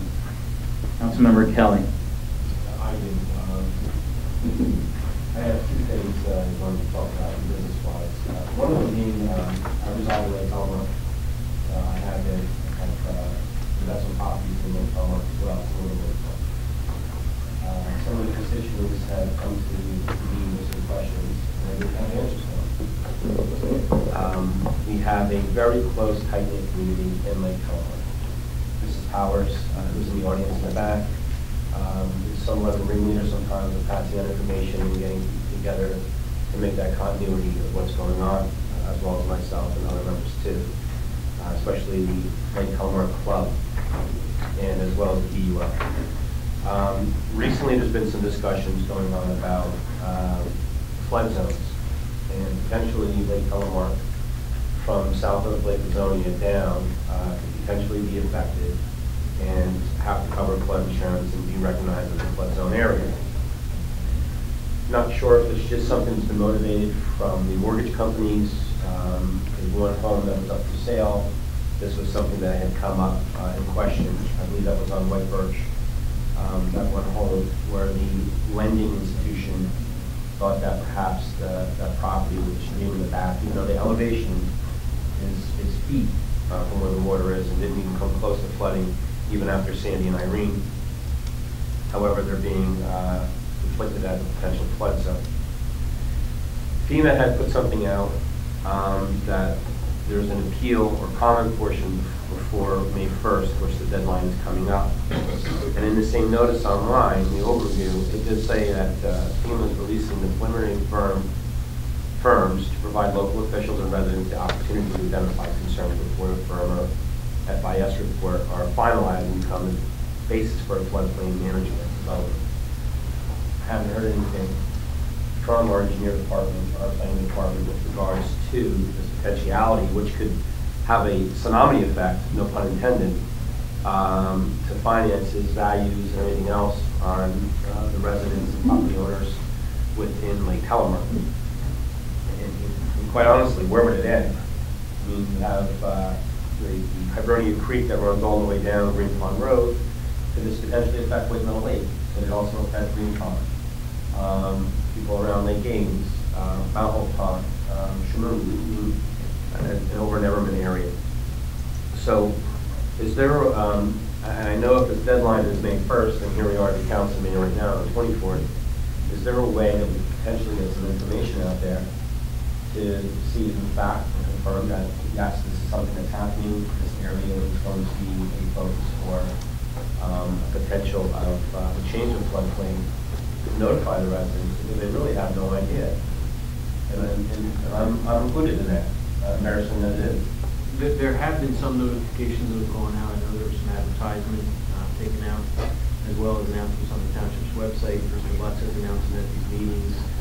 There have been a number of residents who have presented themselves and met with Mr. Lutz to discuss it. So obviously that's an ongoing option. All residents are encouraged, if they have any questions about the new firm maps and the impacts of potential impacts of the changes that FEMA is proposing. So there has been a lot of discussion about it, a lot of foot traffic in the municipal building regarding it. Now, do you know if this is something that's following because of the plan for Lake Azonia with the breaching of the dam, and this is what facilitated this concern to create this floodplain change, or? My understanding through the meetings I've had the opportunity to participate, which include one, FEMA took it on the chin with the most recent natural disasters, flood insurance programs, a nationally run program, and because of various natural disasters throughout the United States, the fund took a major hit. So as a result, like any other insurance company, in essence, they're increasing their premiums to deal with the anticipated losses. And a component of that is included establishing new flood areas. And they've been drastically expanded in some cases, some validly, and some, in my opinion, and based on my conversations and observations, maybe less valid. So I don't believe it has any relationship to any dam project, because it's a national initiative and it's taking place at least throughout the state of New Jersey. To my direct knowledge. So the primary notice that people are getting, the residents of the property owners that are there, or through from the township itself, or the mortgages, lending institutions, insurance companies? I don't have an inventory of all the exact notifications that went out. I know Mr. Lutz reported on it previously. I know it's up on our website. There was some advertising taken out exactly where, I don't know off the top of my head. And it wouldn't be following just the project that was going on with Azonia, the 200-foot buffer, or distance, I should say, where people, property owners are notified. Because of that portion of the project, there were property owners who were notified of certain areas in Lake Telemark, south of Lake Azonia. But again, a lot of these people, it's something like even today, or people that aren't aware of it, how we follow it, where I promised I'd make a mention to it. Please encourage them to reach out to the engineering department. They're happy to meet with them to discuss the various options, the appeal processes that they can undertake, and give them some guidance. And the number for engineering, so I can say it on the record, I mean, it's on our website, it would be 973-983-2810. If you wanted to get the inspector itself, Mrs. Fronte would be 2 on the front. Well, then you can go into 1, you can get Mrs. Stratton, and you can actually then do into Mr. Lutz, who is our main engineer, and perhaps you can provide some guidance or information to answer many of you that are here in the back rows with regard to that concern you have. It's 973-983-2810. Secretary is Mrs. Schreck. Or you can also talk to the engineer inspector, Mrs. Ferrante. Her talk. Thank you, Mr. Miller. The other item of business I have is a small one. We have the Memorial Day Parade coming up, and there's also a portion at the end of the parade where there's an assembly down by the Legion, as well as the gazebo over in Parks Lake. And it's always a great time. It's a good presentation. The mayor makes his address. There's some leaders and a whole host of veterans that are there as well in the celebratory portion of it. In White Meadow Lake, there's also the sunrise. Mrs. Degman, you know very well aware of it and participating. It's very moving of what Mr. Gable does in his speech. If anybody ever had an opportunity to witness it, it's almost as if all of the fallen soldiers have come through his voice and is speaking in great magnitude. It's really it's impressive. He has a way with words, and that's the key. I was wondering if there's a possibility of maybe inviting Mr. Gable to speak at the gazebo, so it wouldn't discount everybody that doesn't get up at 6 o'clock in the morning to go to the sunrise, which is worth it, right? But if they were to have Mr. Gable as a guest and a speaker do that same speech for all those in the audience at that particular time, rather than the few that attended the early sunrise, that would be wonderful to do. And I don't know if he lives in Pennsylvania now, was here at that time, and maybe it's something that, I don't know, if Mrs. Denton can do, or if my administration can do, some contact numbers, I don't have a direct contact number. Then you can pass it along to maybe our administration, or even yourself doing that. I don't think it's been done before. I've always gone to it, and it would be something that we definitely work to see. So if the efforts of our administration is extended, the POA and the White Mountain Fire Company. Yeah, I mean, it all falls on him if he's willing to do it, of course, but I hope he does, because it's definitely a moving experience to do that, trust me. That's all I have for the business. Anyone else have any new business? Hearing none, seeing none, we'll start with council reports, starting with Councilmember Friedlander. Okay, on a lighter note, I attended the public library directors meeting, board of directors, and every year the library has to turn in a state aid report. And I just want to read a couple of highlights from our public library. This past year, 19.5% increase in material expenditures over the year before. A 42% increase in the number of books added to our collection. 7.7% increase in total materials purchased. 16.5% in the use of our meeting rooms, and organizations have increased the number of attendees over 10%. Public computer usage is up 15.75%. And one of the most important things is there's a 52% reduction in the dependency of other libraries for materials. Our library is one of the best in the county. I want to commend the director of the library and all the staff members. Now for the Board of Trustees, any of the council members that went, Sunday was their second spring festival. Second. Right, second, and it was delayed a week. Thank God for the great weather. I tell you, very impressive. I mean, they put together a program out there for the town's families and kids. I had a good time. Well, it was a fun day, and thank everybody for a job well done. That was because of the bottle of scotch in the front. It wasn't scotch, it was Jack. No. Councilmember Friedlander? That's it. Thank you. Councilmember Kuzia? No report. Councilmember Colombo? No report. Councilmember Smith? No report tonight. Councilmember Sackett? There's a few things I want to make mention of, a few things around town. I had a great time. I attended the Little League Baseball Parade on Saturday, April 14th with the mayor and Councilman Felicio. Councilman Quinn was supposed to be there and was unable to attend. And I received a nice thank you letter from our Little League president, Jessica Dean. I also attended the Rockaway Renegades Lacrosse Day this past Saturday, April 21st at Morris Hills High School. In memory of Rockaway Township resident Kenny Patterson, who was killed in December as a freshman at Rutgers University. Kenny was a Renegade player for many years. It was a great day. It was a great lacrosse being played by our kids. I also attended the Library Spring Festival on Sunday, April 22nd with my family. I ran into Councilman Quinn, who was there with his family as well. I missed the mayor and Councilman Felicio and Friedlander, who had attended earlier. It was a great event for our town and our residents. I received a memo, I just wanted to read this, from the Office of the Morris County Clerk. Dear Municipal Clerk, the New Jersey Legislature recently enacted legislation authorizing the establishment of the Veteran ID Card Program for Gold Star parents, allowing them to receive certain veterans benefits, including participation in Veterans Discount Programs.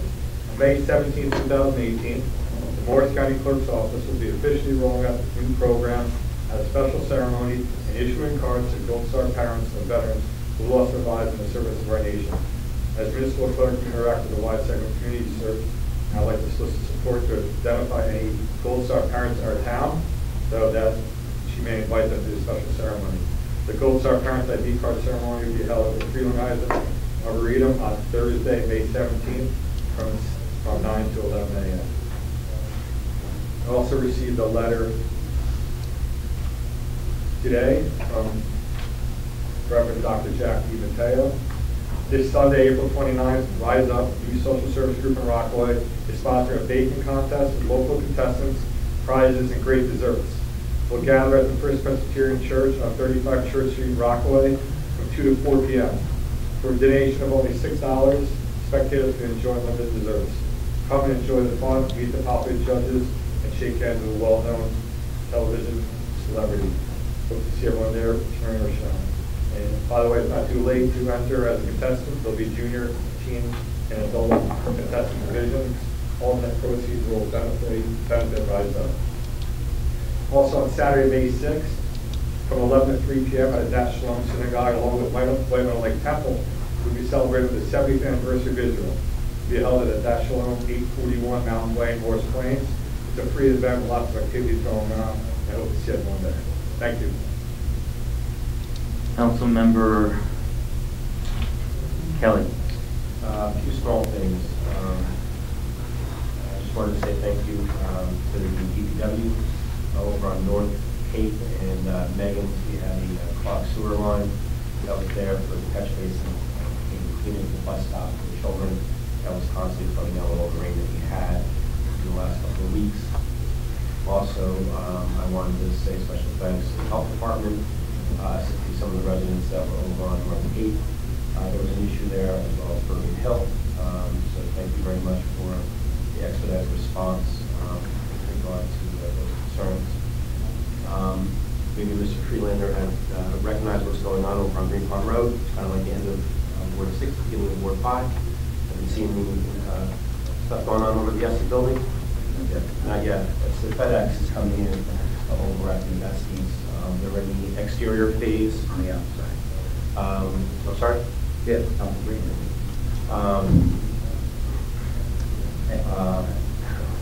On the interior and exterior, they're working in the parking lot area there, and their phase of construction is going on.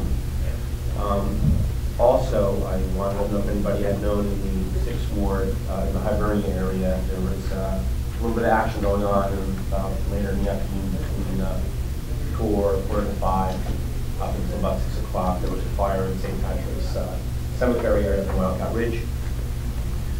It's a very difficult terrain to travel. Our volunteers were doing the best they could, and they actually had dispatched out the helicopter, the water bird, is that what they call it? It's out getting you comes. It did land in Lake Ames 4 different times. It's got a water basket on it that can carry up to 300 gallons of water, a little over 2,000 pounds. And it was in 2 to 3 minute intervals going to the fire and dumping the water and coming back and filling it up again, ultimately putting it out and ending the concern that was up there.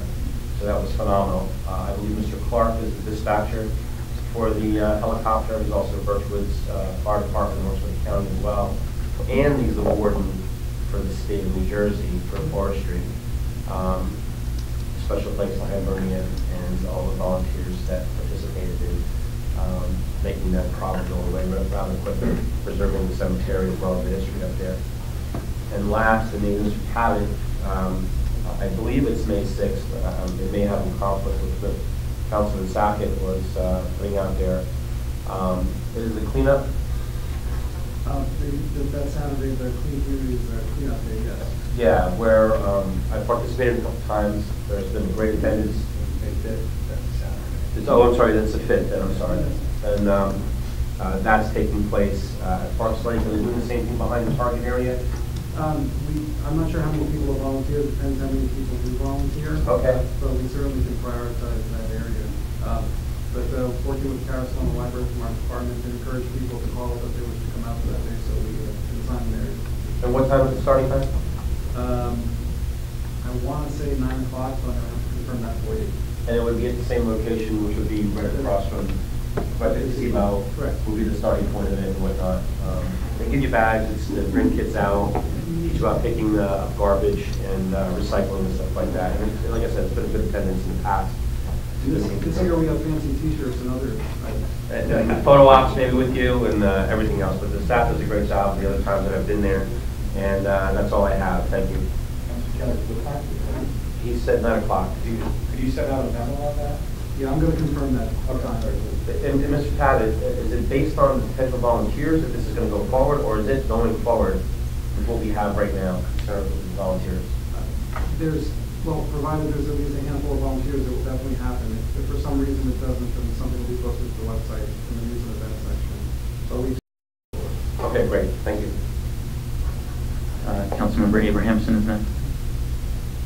Oh, I'm sorry. So, Councilmember, somehow I missed, sorry about that. Councilmember Smith? Oh, did I? Okay, I don't have that much to report. I did see that everybody had a great time at the library event. I wish I could be with the county, the employees, everybody. It looked jam-packed. So there's a lot of stuff going on right now, a lot of good stuff. 7 kids, weddings, bridal showers, all kinds of stuff going on. So unfortunately, there's been quite a few things in the coming months. But I do want to touch on something that Jonathan said about Rise Up. I said it before, I'm part of the group. I don't know if you all know what Rise Up is, so I'm just going to give you a brief synopsis. It's a 501c3 not-for-profit group serving the Rockaway, New Jersey area and committed to providing goods, services, relief resources, advocacy, emotional, spiritual support to the impoverished. They affirm the values, dignity, and the right of every human being to enjoy access to life-sustaining and life-nurturing resources, promoting self-sufficiency and greater participation in the wider community. The infrastructure of this corporation is supported by the following action teams: finance team, marketing team, clothing and furniture delivery team, food resource team, health and wellness team, employment counseling team, and behavioral health and family support team. It's a really great organization. It's an interfaith organization throughout Rockaway. They meet up at the Lutheran Church, Holy Trinity, there quite regularly. And it's a great organization if anybody ever wants to get involved. And you can be as involved as you want or as little as you want. And just spreading the word for those kinds of events is really good. It's really, they help the soup kitchens, the food pantries. It's a great organization. So I just wanted to explain a little bit about Rise Up. I did join the food resource team, and it really is great. So that's all I have to say. Thank you. Thank you. A couple of items. I want to thank Councilmember Kelly for alerting everyone about the fire that was taking place on Wildcat Ridge. For whatever reason, and perhaps this is something the administration could look into, there was no NIXL alert that was sent out about that. There was a lot of activity on social media asking about it, and the first that I saw was Councilmember Kelly's post with video of what was going on, informing the public. So I'm not sure what happened there, the disconnect, but given the interest, that's something that definitely should have gone out on NIXL. I also attended the second annual Spring Festival at the library. I got there right at the beginning, which a little bit of inside advice, there at the start, because it was very well attended, very packed. It was very difficult to park.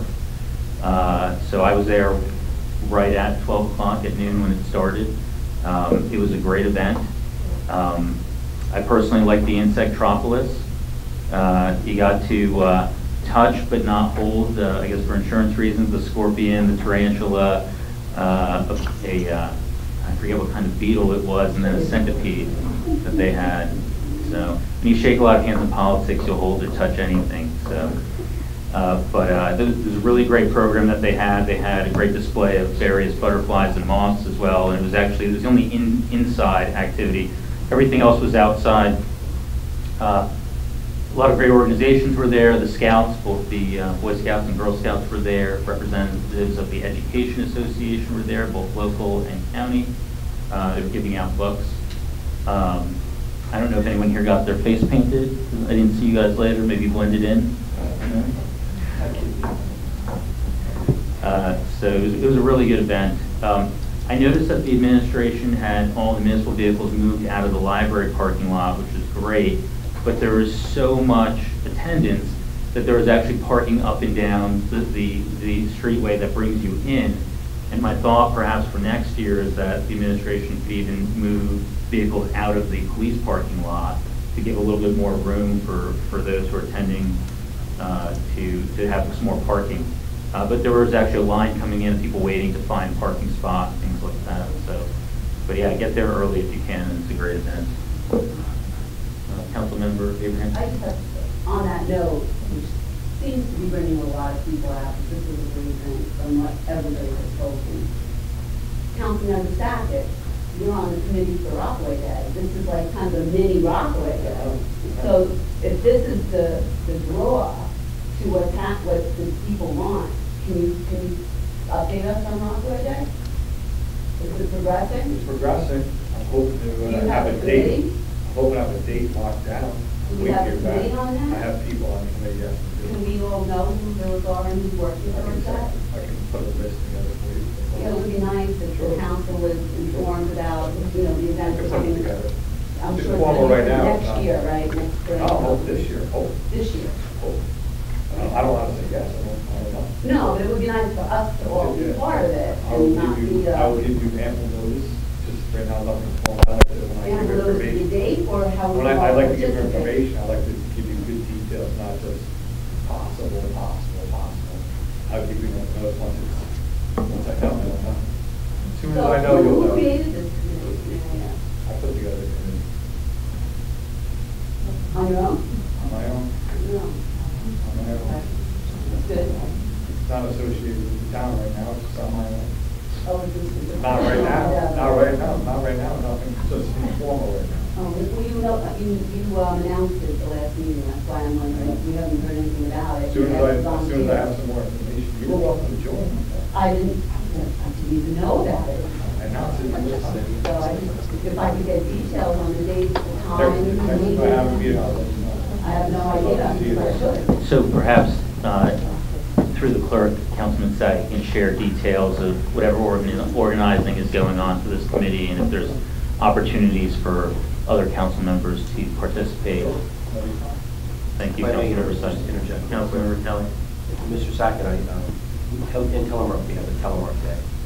And we'll have the fifth time we're doing this now, where we have fireworks, and we coordinate the segment as well as Rockaway Borough, so we don't overlap with certain dates and everything else with the fireworks. Whenever we use the same firework company, it skips a pretty high. Then maybe you might want to reach out either to myself or some of the members of like Telemark Club, maybe put you in some contacts of whether you need vendors, fireworks, all those types of things to assist that. I will tell you though, if you are looking to do certain things, we have to be roughly 3-4 months, sometimes even longer in advance to make things happen for that year. I know that you're working diligently on trying to do that. And sometimes I thought when I first did it that it was overnight, like, oh, I call them and come tomorrow. It doesn't happen that way. So if there's any assistance that you may need or some contacts or whatnot, I can definitely either put you together with some of the people that are part of that committee, including myself, with Telemark, that may assist you. Maybe Mrs. Edmund can help you the same, because she's a huge component with White Meadow Lake Day. A 3-day festival that you do enjoy. We only do a 1-day festival, so just to assist you in some direction on that. I appreciate it. You're always welcome. The second annual Spring Festival is great. Get there early next year if you go, and perhaps we can provide a little bit more parking for the residents to attend. And if we could please look into why the Nixle didn't go out for the Wildcat Ridge. That concludes the council reports. The mayor is not here. Mr. Brewer, do you have any reports on behalf of the administration? I do not. Do any of the department heads have reports? The staff here doesn't. Okay.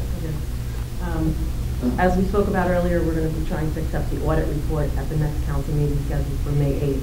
There are 2 resolutions that we're going to put on the agenda. The first one is a governing body certification of the annual audit. It includes a group affidavit that must be signed by all members of the governing body that states that you have, at a minimum, reviewed the comments and recommendations section of the audit.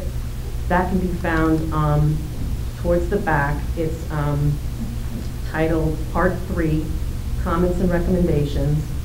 It's the last 6 pages of the book, and it details the findings and the recommendations And at a minimum, like I said, you must be familiar with that in order to be able to attest on that affidavit. So it's numbered page 8 if you start at the back of the book.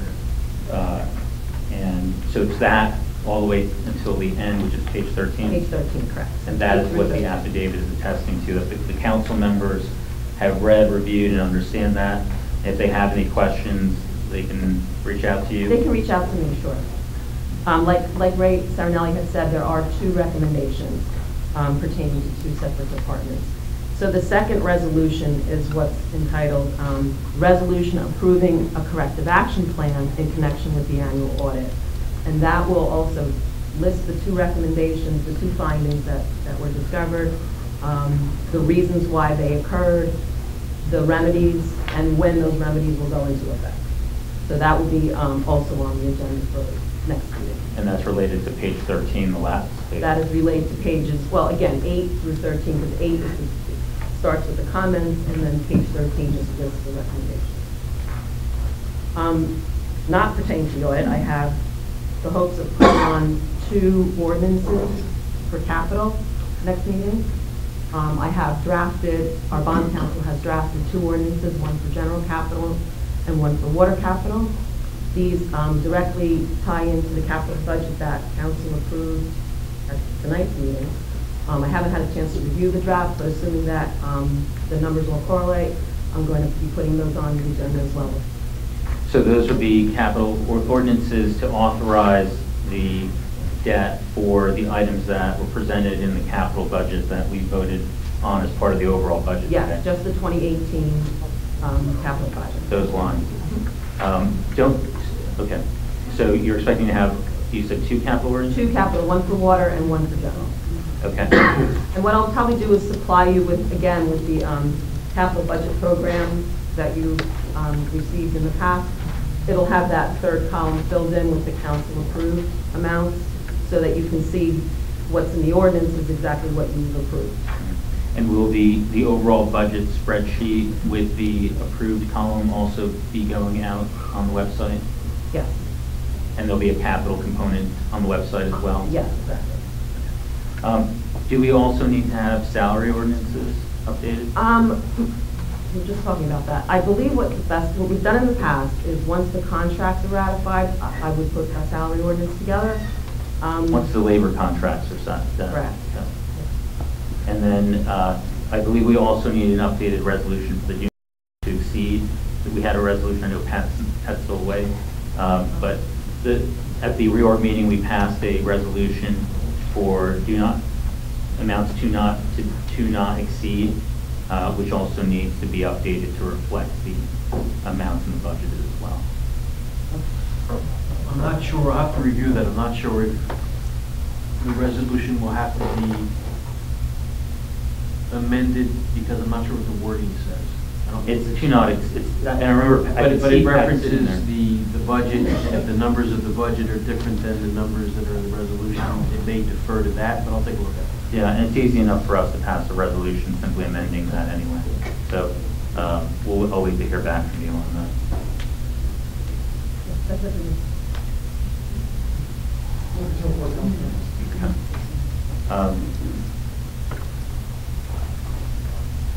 Mr. Township Attorney, we have a memo. We actually have a series of memos from you this afternoon. I have to note my displeasure once again of getting memos from the attorney with advice on the day of the meeting. And once again, those memos include the claims of conflicts which only appear on the days of meetings, which also concerns me. So we started a little bit late because I asked the township clerk to please make sure that everybody had a copy of at least one of the memos that we received.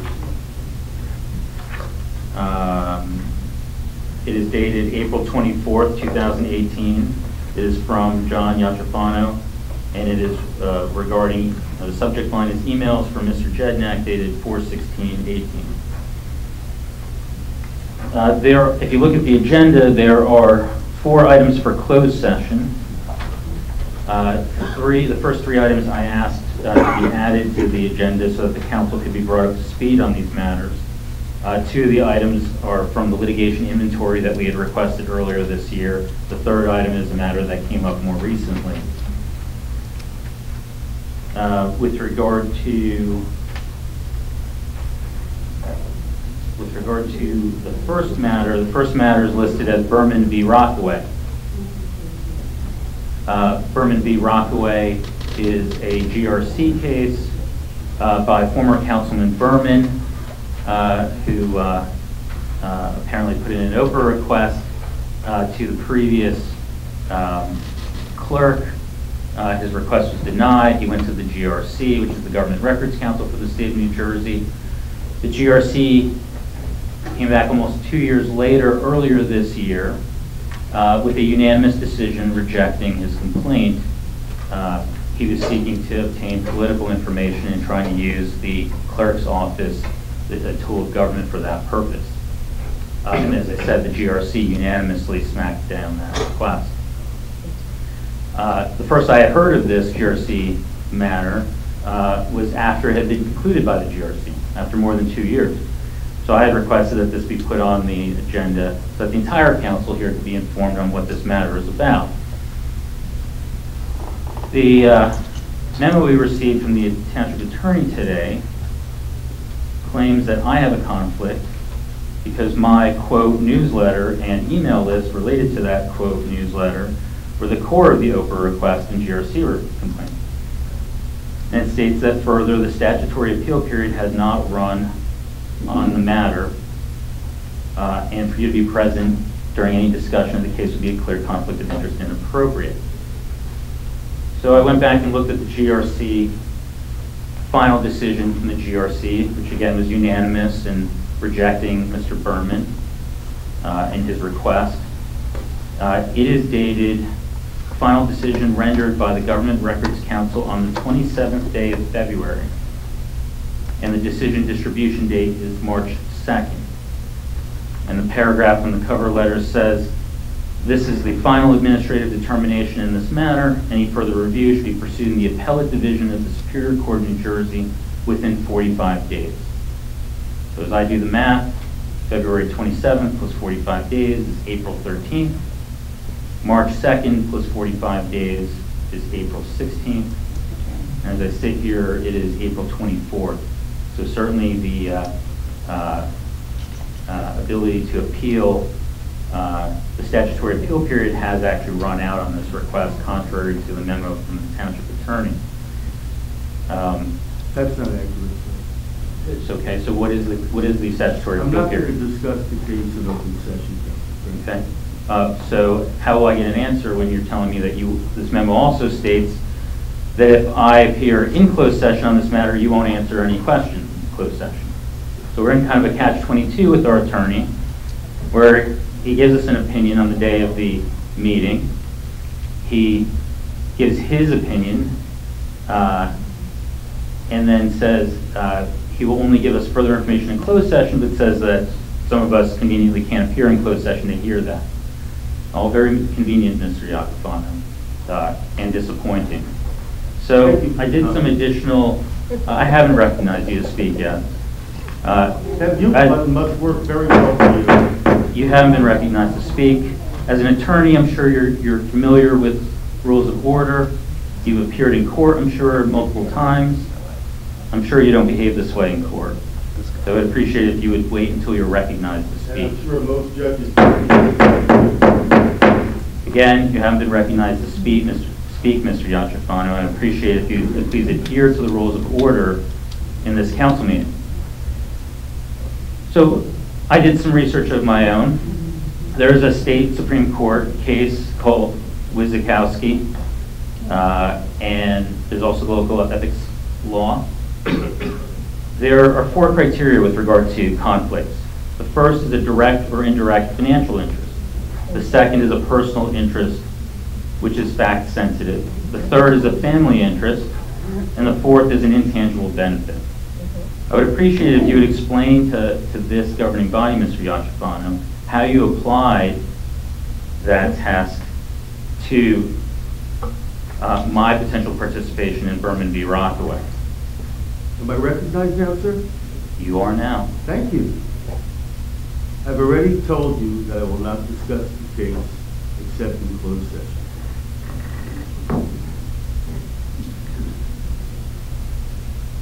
All right. So this memo further goes on to the matter of Gregory Alper versus Rockaway Township, which apparently Mr. Yachafano's partner, Mr. Perrone, is handling, and he has chosen to not appear today to report to us on this in person.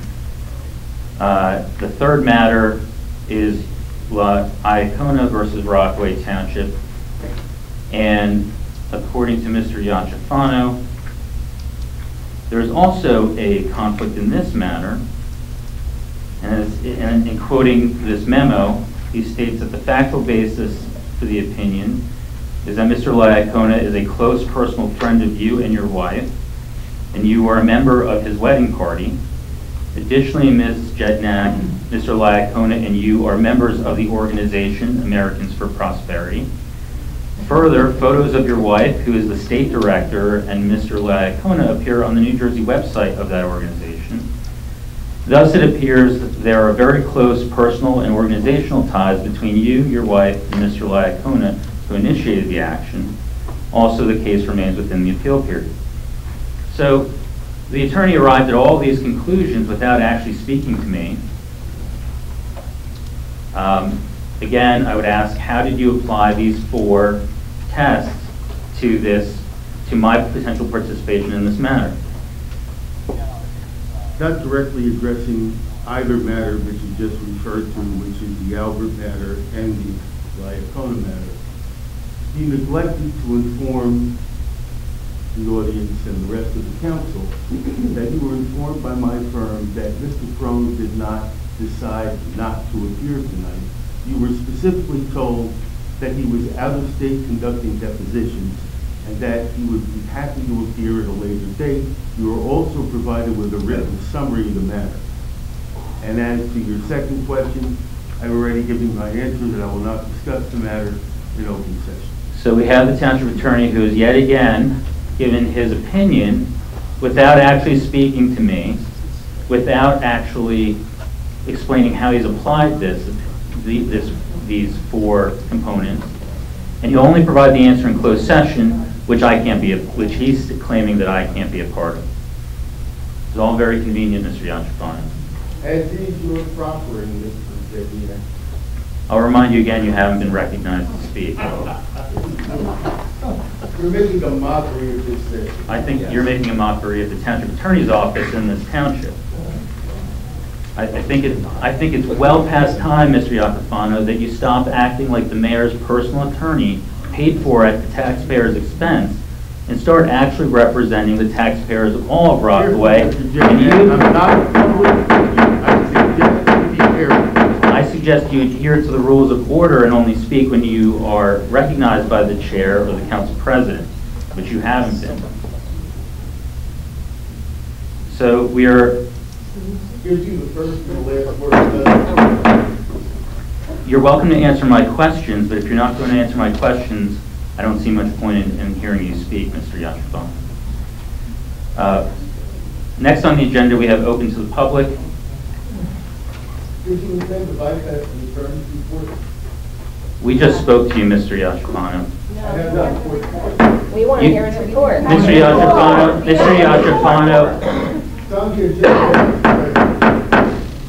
and as you're aware, Mr. Yachafano, we're able to take, the council president is able to take up matters with regard to the agenda as he sees fit, because I believe you drafted that wording when the ordinance was changed as such.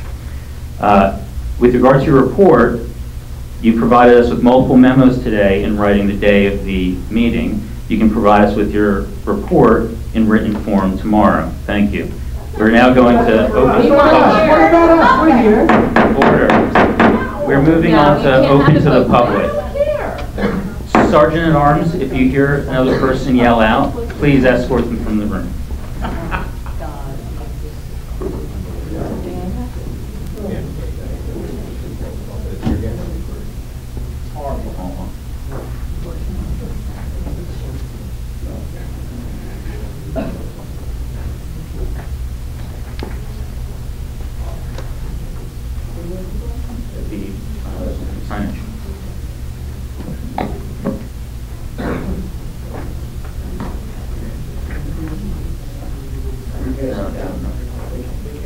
We are looking for the sign-in sheets that were just here.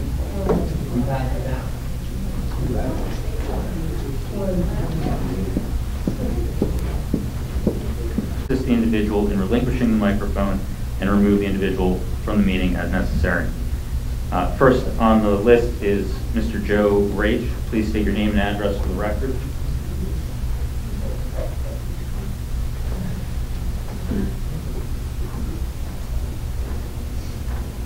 My name is Joe Raish. I live at 56 Comanche Avenue in White Meadow Lake.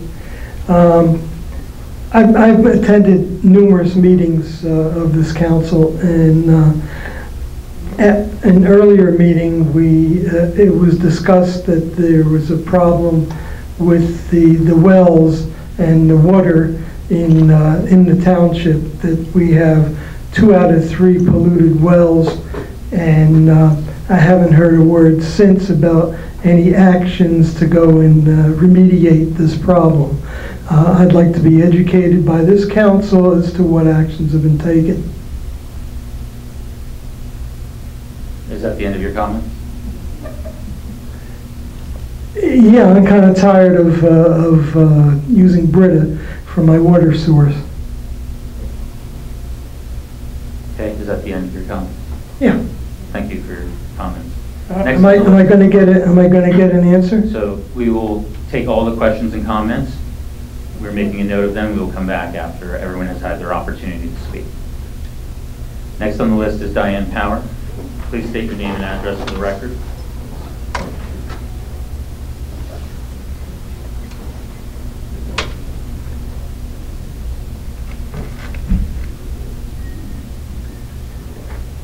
My name is Diane Power. I live at 43 Oslo Drive, Lake Telemark, Rockaway Township, New Jersey. The subject that I want to talk about tonight is not a happy subject, but it's a subject that I would like to pass out my notes, because if the 5 minutes is up, I think all of you deserve to understand the position that we, the people who are going to deal with FEMA, have as a problem for us. We'll take your notes. Okay. You can stand too. Can I just We'll distribute it up here. I'll give it to you? We'll pass, yes, please. We'll pass it left and right.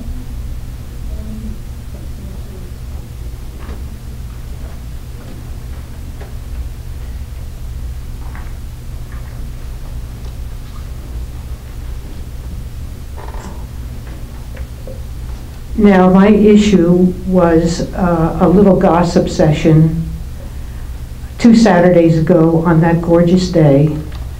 I am a person who is in the flood zone, and I am at very high risk. My property is the Lake Telemark's in the back, and I have the Hibernia Brook on the left side of my property. So half of my property is surrounded by water. So the problem was that all of us, there are 15 structures on Lake Telemark. They're very modest homes.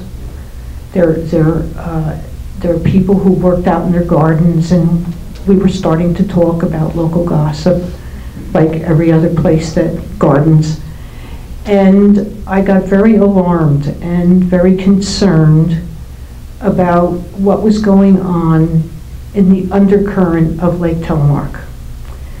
And I wrote it right here.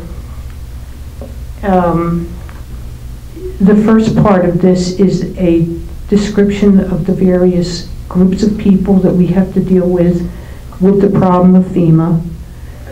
Unfortunately, I only found the flood insurance portion of Morris County, which I will get to in a minute, if you have time to hear me out. And the first thing that I want to hold up or talk about is what the gossip was among the neighbors.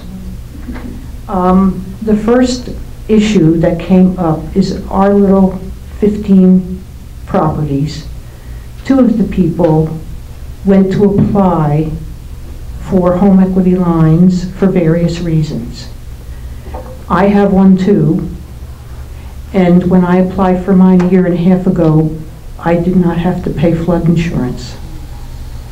The two people on our lake who own properties that went to the bank within the past 7 months have been informed that they must pay flood insurance because we are in the flood zone. The people directly up the street from us on White Birch Trail have had their house on the market for a year and a half, and it cannot be sold because they have to pay flood insurance. And I can't get a number on what this really is, but I know the person who has the homeowner, the home equity line, the ratio was they borrowed $100,000. Every year they must pay $1,000 for the flood insurance. It was mandatory. And I did come down here and speak to the engineers, which I will get to, and guess what? Until this is activated next year, it's illegal to do what they have done in our community. But the banks are in control. If my time runs out, your information is here. Now, that was the first section of gossip, what was happening with the homeowners. Then the people up the road can't get their house sold. The big discussion was that somebody found out in our community that they're on our website, on the Rockaway Township website, somebody put on the FEMA website. By the way, it's excellent. It was easy to follow. On the next page, if you want to activate it yourself, it's right up on the top. You can plug in your home address and you can find out if you're in a flood zone. And people were plugging it up.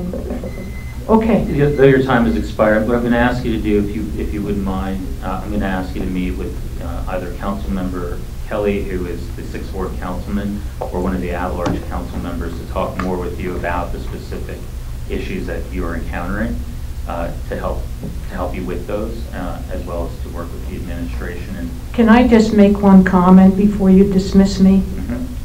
When I went to speak to the engineers, my husband and I went down there because I'm going to be subject to this too. They were hesitant to talk to me when I got there, and Ed and I got there, because they knew darn well that we were in the flood zone. They did not know what to expect from us. My comment is, if any of you go down to the engineers, would you please treat them with respect? I asked them several times if they would come up to our communities, and they were very resistant to do it. Not because they don't want to, but I think they're running into a lot of mean people who are not treating them well. And that is the reason that we don't know anything about this in our town. After you read this and you find out what any of us in the flood zone are going to be exposed to, you will find out. And if you want to call me back, if you don't understand the zoning, you're not going to understand any of the paperwork. So thank you. One of us, thank you for your comments. One of the at-large council members, or Councilmember Kelly, will be reaching out to you, Ms. Ballard. Okay. I think all of you should read it. If you're not going to read it, then Next on the list, we have Dave Press. Please state your name and address for the record.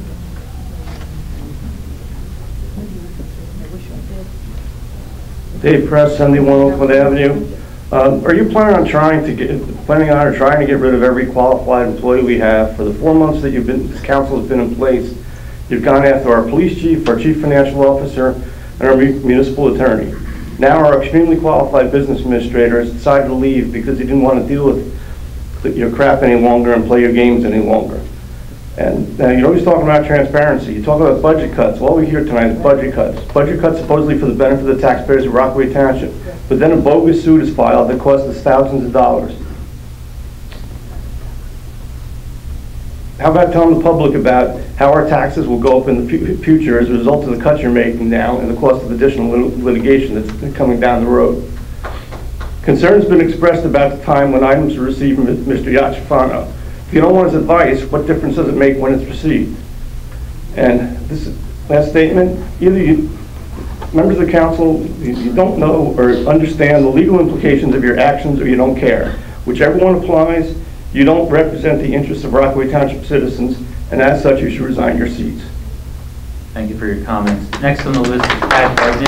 Please state your name and address for the record. Pat Degnan, 88 Valley View Drive. I have two issues I'd like to bring up. One, I'd like to know when the minutes which were approved tonight would be available to the public. Are they going to be available online for us to just gather ourselves, which would be the easy way to do it? Then my other observation from attending quite a number of meetings is this was a very short agenda tonight, but it's now 10 to 10, and 2 additional motions were brought which weren't on the agenda. Now, this has happened a number of times, and the public has not been able to speak on these new motions that were brought up. And I think you're always talking about transparency. I can't understand how you think this is transparent. Thank you for your comments. Next on the list is Lisa Salberg. Please state your name and address for the record.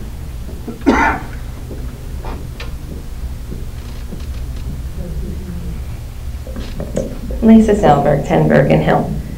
You've given me so much to talk about in this time. I thought this was going to be quick.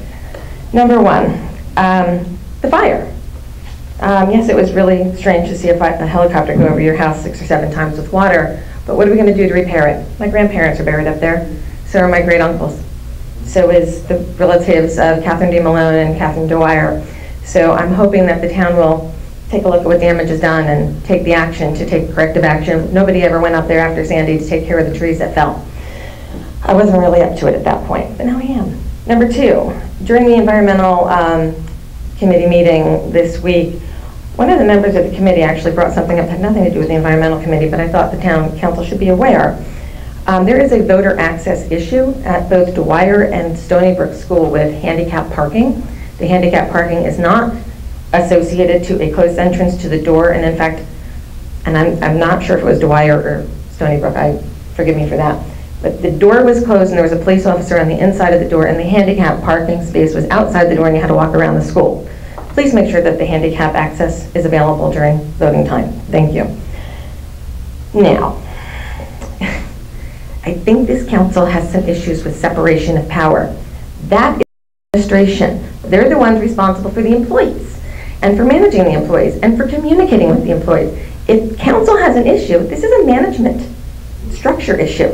You go to the department heads and you go to the administration. You can't go walking into people's workplaces as council members. That's called harassment. And you're going to all get in trouble for that. You can't harass employees. Administration, council, separation of responsibilities. You don't seem to get that. You particularly. All right, your time is now in. Oh, no, it is not, because you are using your own choice of when to let your gavel go and when to let people talk. They had a 15-minute conversation about, no, they had a 15-minute conversation about soil, but you can't hear from the town attorney. I can yell over your gavel because you're not supposed to gavel over the public. Individual from the microphone. No. Please remove her from the microphone. No, I'm not leaving the microphone until you address the issues. Please remove her from the room. Please remove her from the room now. You put your hand on me, this is a civil rights violation. I don't want to do that to you. Okay, I don't want to do that either, so we're going to have You've been asked to relinquish the microphone. You've been I'm not asked to leave speaking, I'm waiting for your answers. And I think a councilman asked to respond to me. You were giving clear instructions, everyone in this room was, that you're to direct your comments and questions to the entire council. You clearly failed to do that. Your time has ended. Please relinquish the microphone. Is there anybody behind me? No. Officer, please assist her in relinquishing the microphone. Please. Not leaving. Please remove her from the room, officer. Ma'am. Waiting for my answer. Well, he's obviously not going to answer you, so please relinquish, like you said. Please, we don't need to go here. We really don't. We kind of need to go here. Sergeant at Arms, please remove her from the room. She has 5 minutes, right? Yeah. Unless he changes the rule. I guess the rule. Please remove her from the room. No. 5 minutes. minutes. He's got involved. Got 5 You don't minutes. hear All anything? right, guys, let's go. That's all Thank we- you. Next on the agenda, next on the list is Joy Weinreich. Please state your name and address for the record.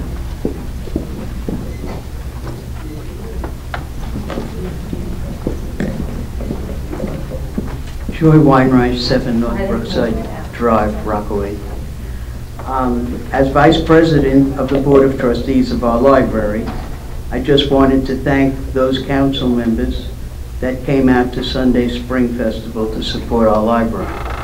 The rest of my remarks would simply be echoing what most of you guys have said, and so I'll simply say I think a good time was had by all. Thank you. Thank you for your comment. Next on the list, we have Julie Wolf. Please state your name and address for the record. Okay. That's the last name on the list. We're now closing this to the public, closing the public input portion. Next on the agenda, we have closed session. We will recess for 5 minutes, returning at 10 p.m. Oh, I'm sorry. I'm sorry. You don't need to step to the microphone.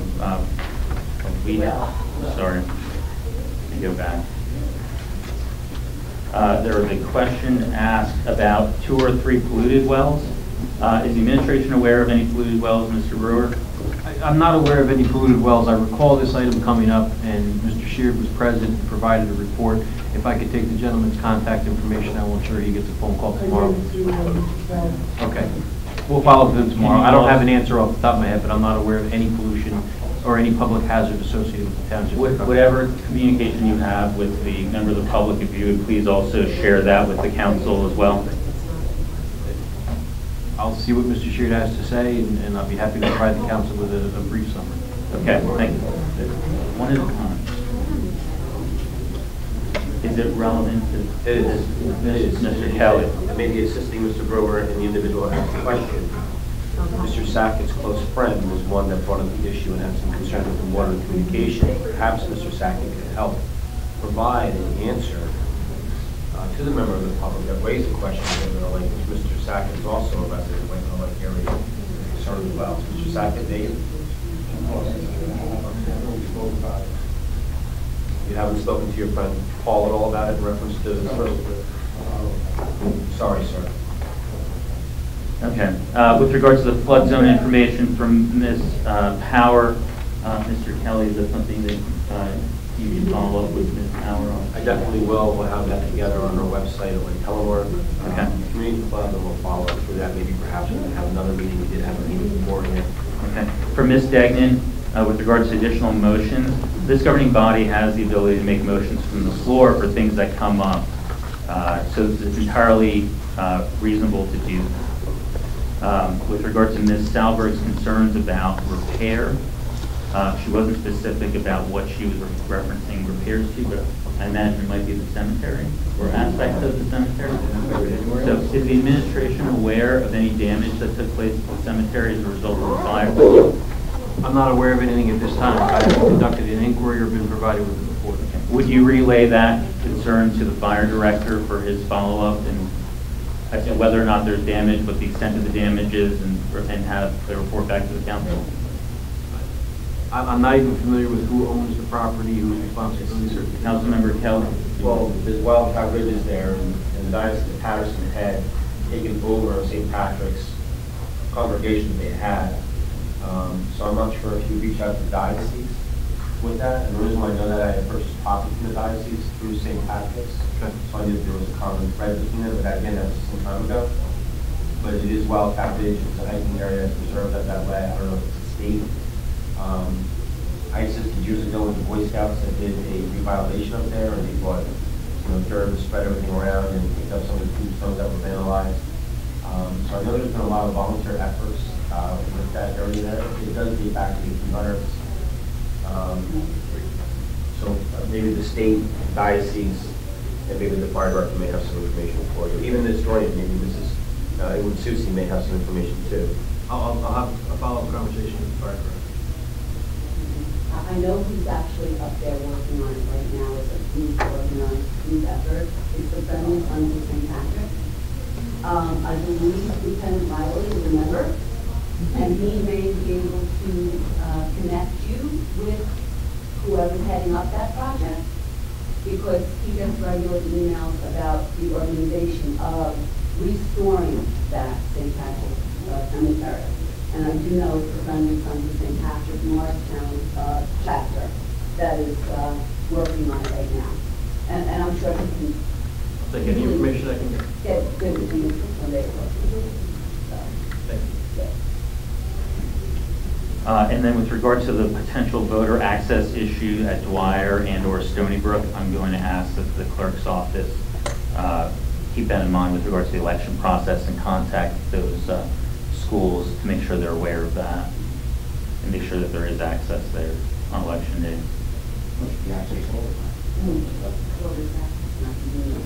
I think everybody would agree with that. If there's a handicap accessible access, it should be accessible all the time, not just on election days. So we should make them aware of that sooner rather than later. And as members, our school board liaisons could potentially also, as another avenue of communication to the local school board. During election season, they try to limit the amount of people in the schools. That's been an ongoing issue for years. With the kids in the school, whether they should be there, they shouldn't be there, whether the polling places should be there, they're taken out of there. It's an ongoing issue without getting into the minutia of it. Sometimes what they do is they shut down certain entrances and they just don't think, so they do have to be reminded. You know, be reminded. Sometimes with the passage of time, things soften and they need to be reminded. So I'll do it. Okay, thank you. About Stony Brook. I know for a fact, my kids go there, my dad is handicapped, there's a parking lot right there, there's a ramp right there, goes right in, it's definitely handicapped accessible, 100%. Okay, so we're not as concerned about Stony Brook, but we should just reach out just to make sure that we're not missing something. Okay, thank you. Is there a question? Councilmember Abrahamson.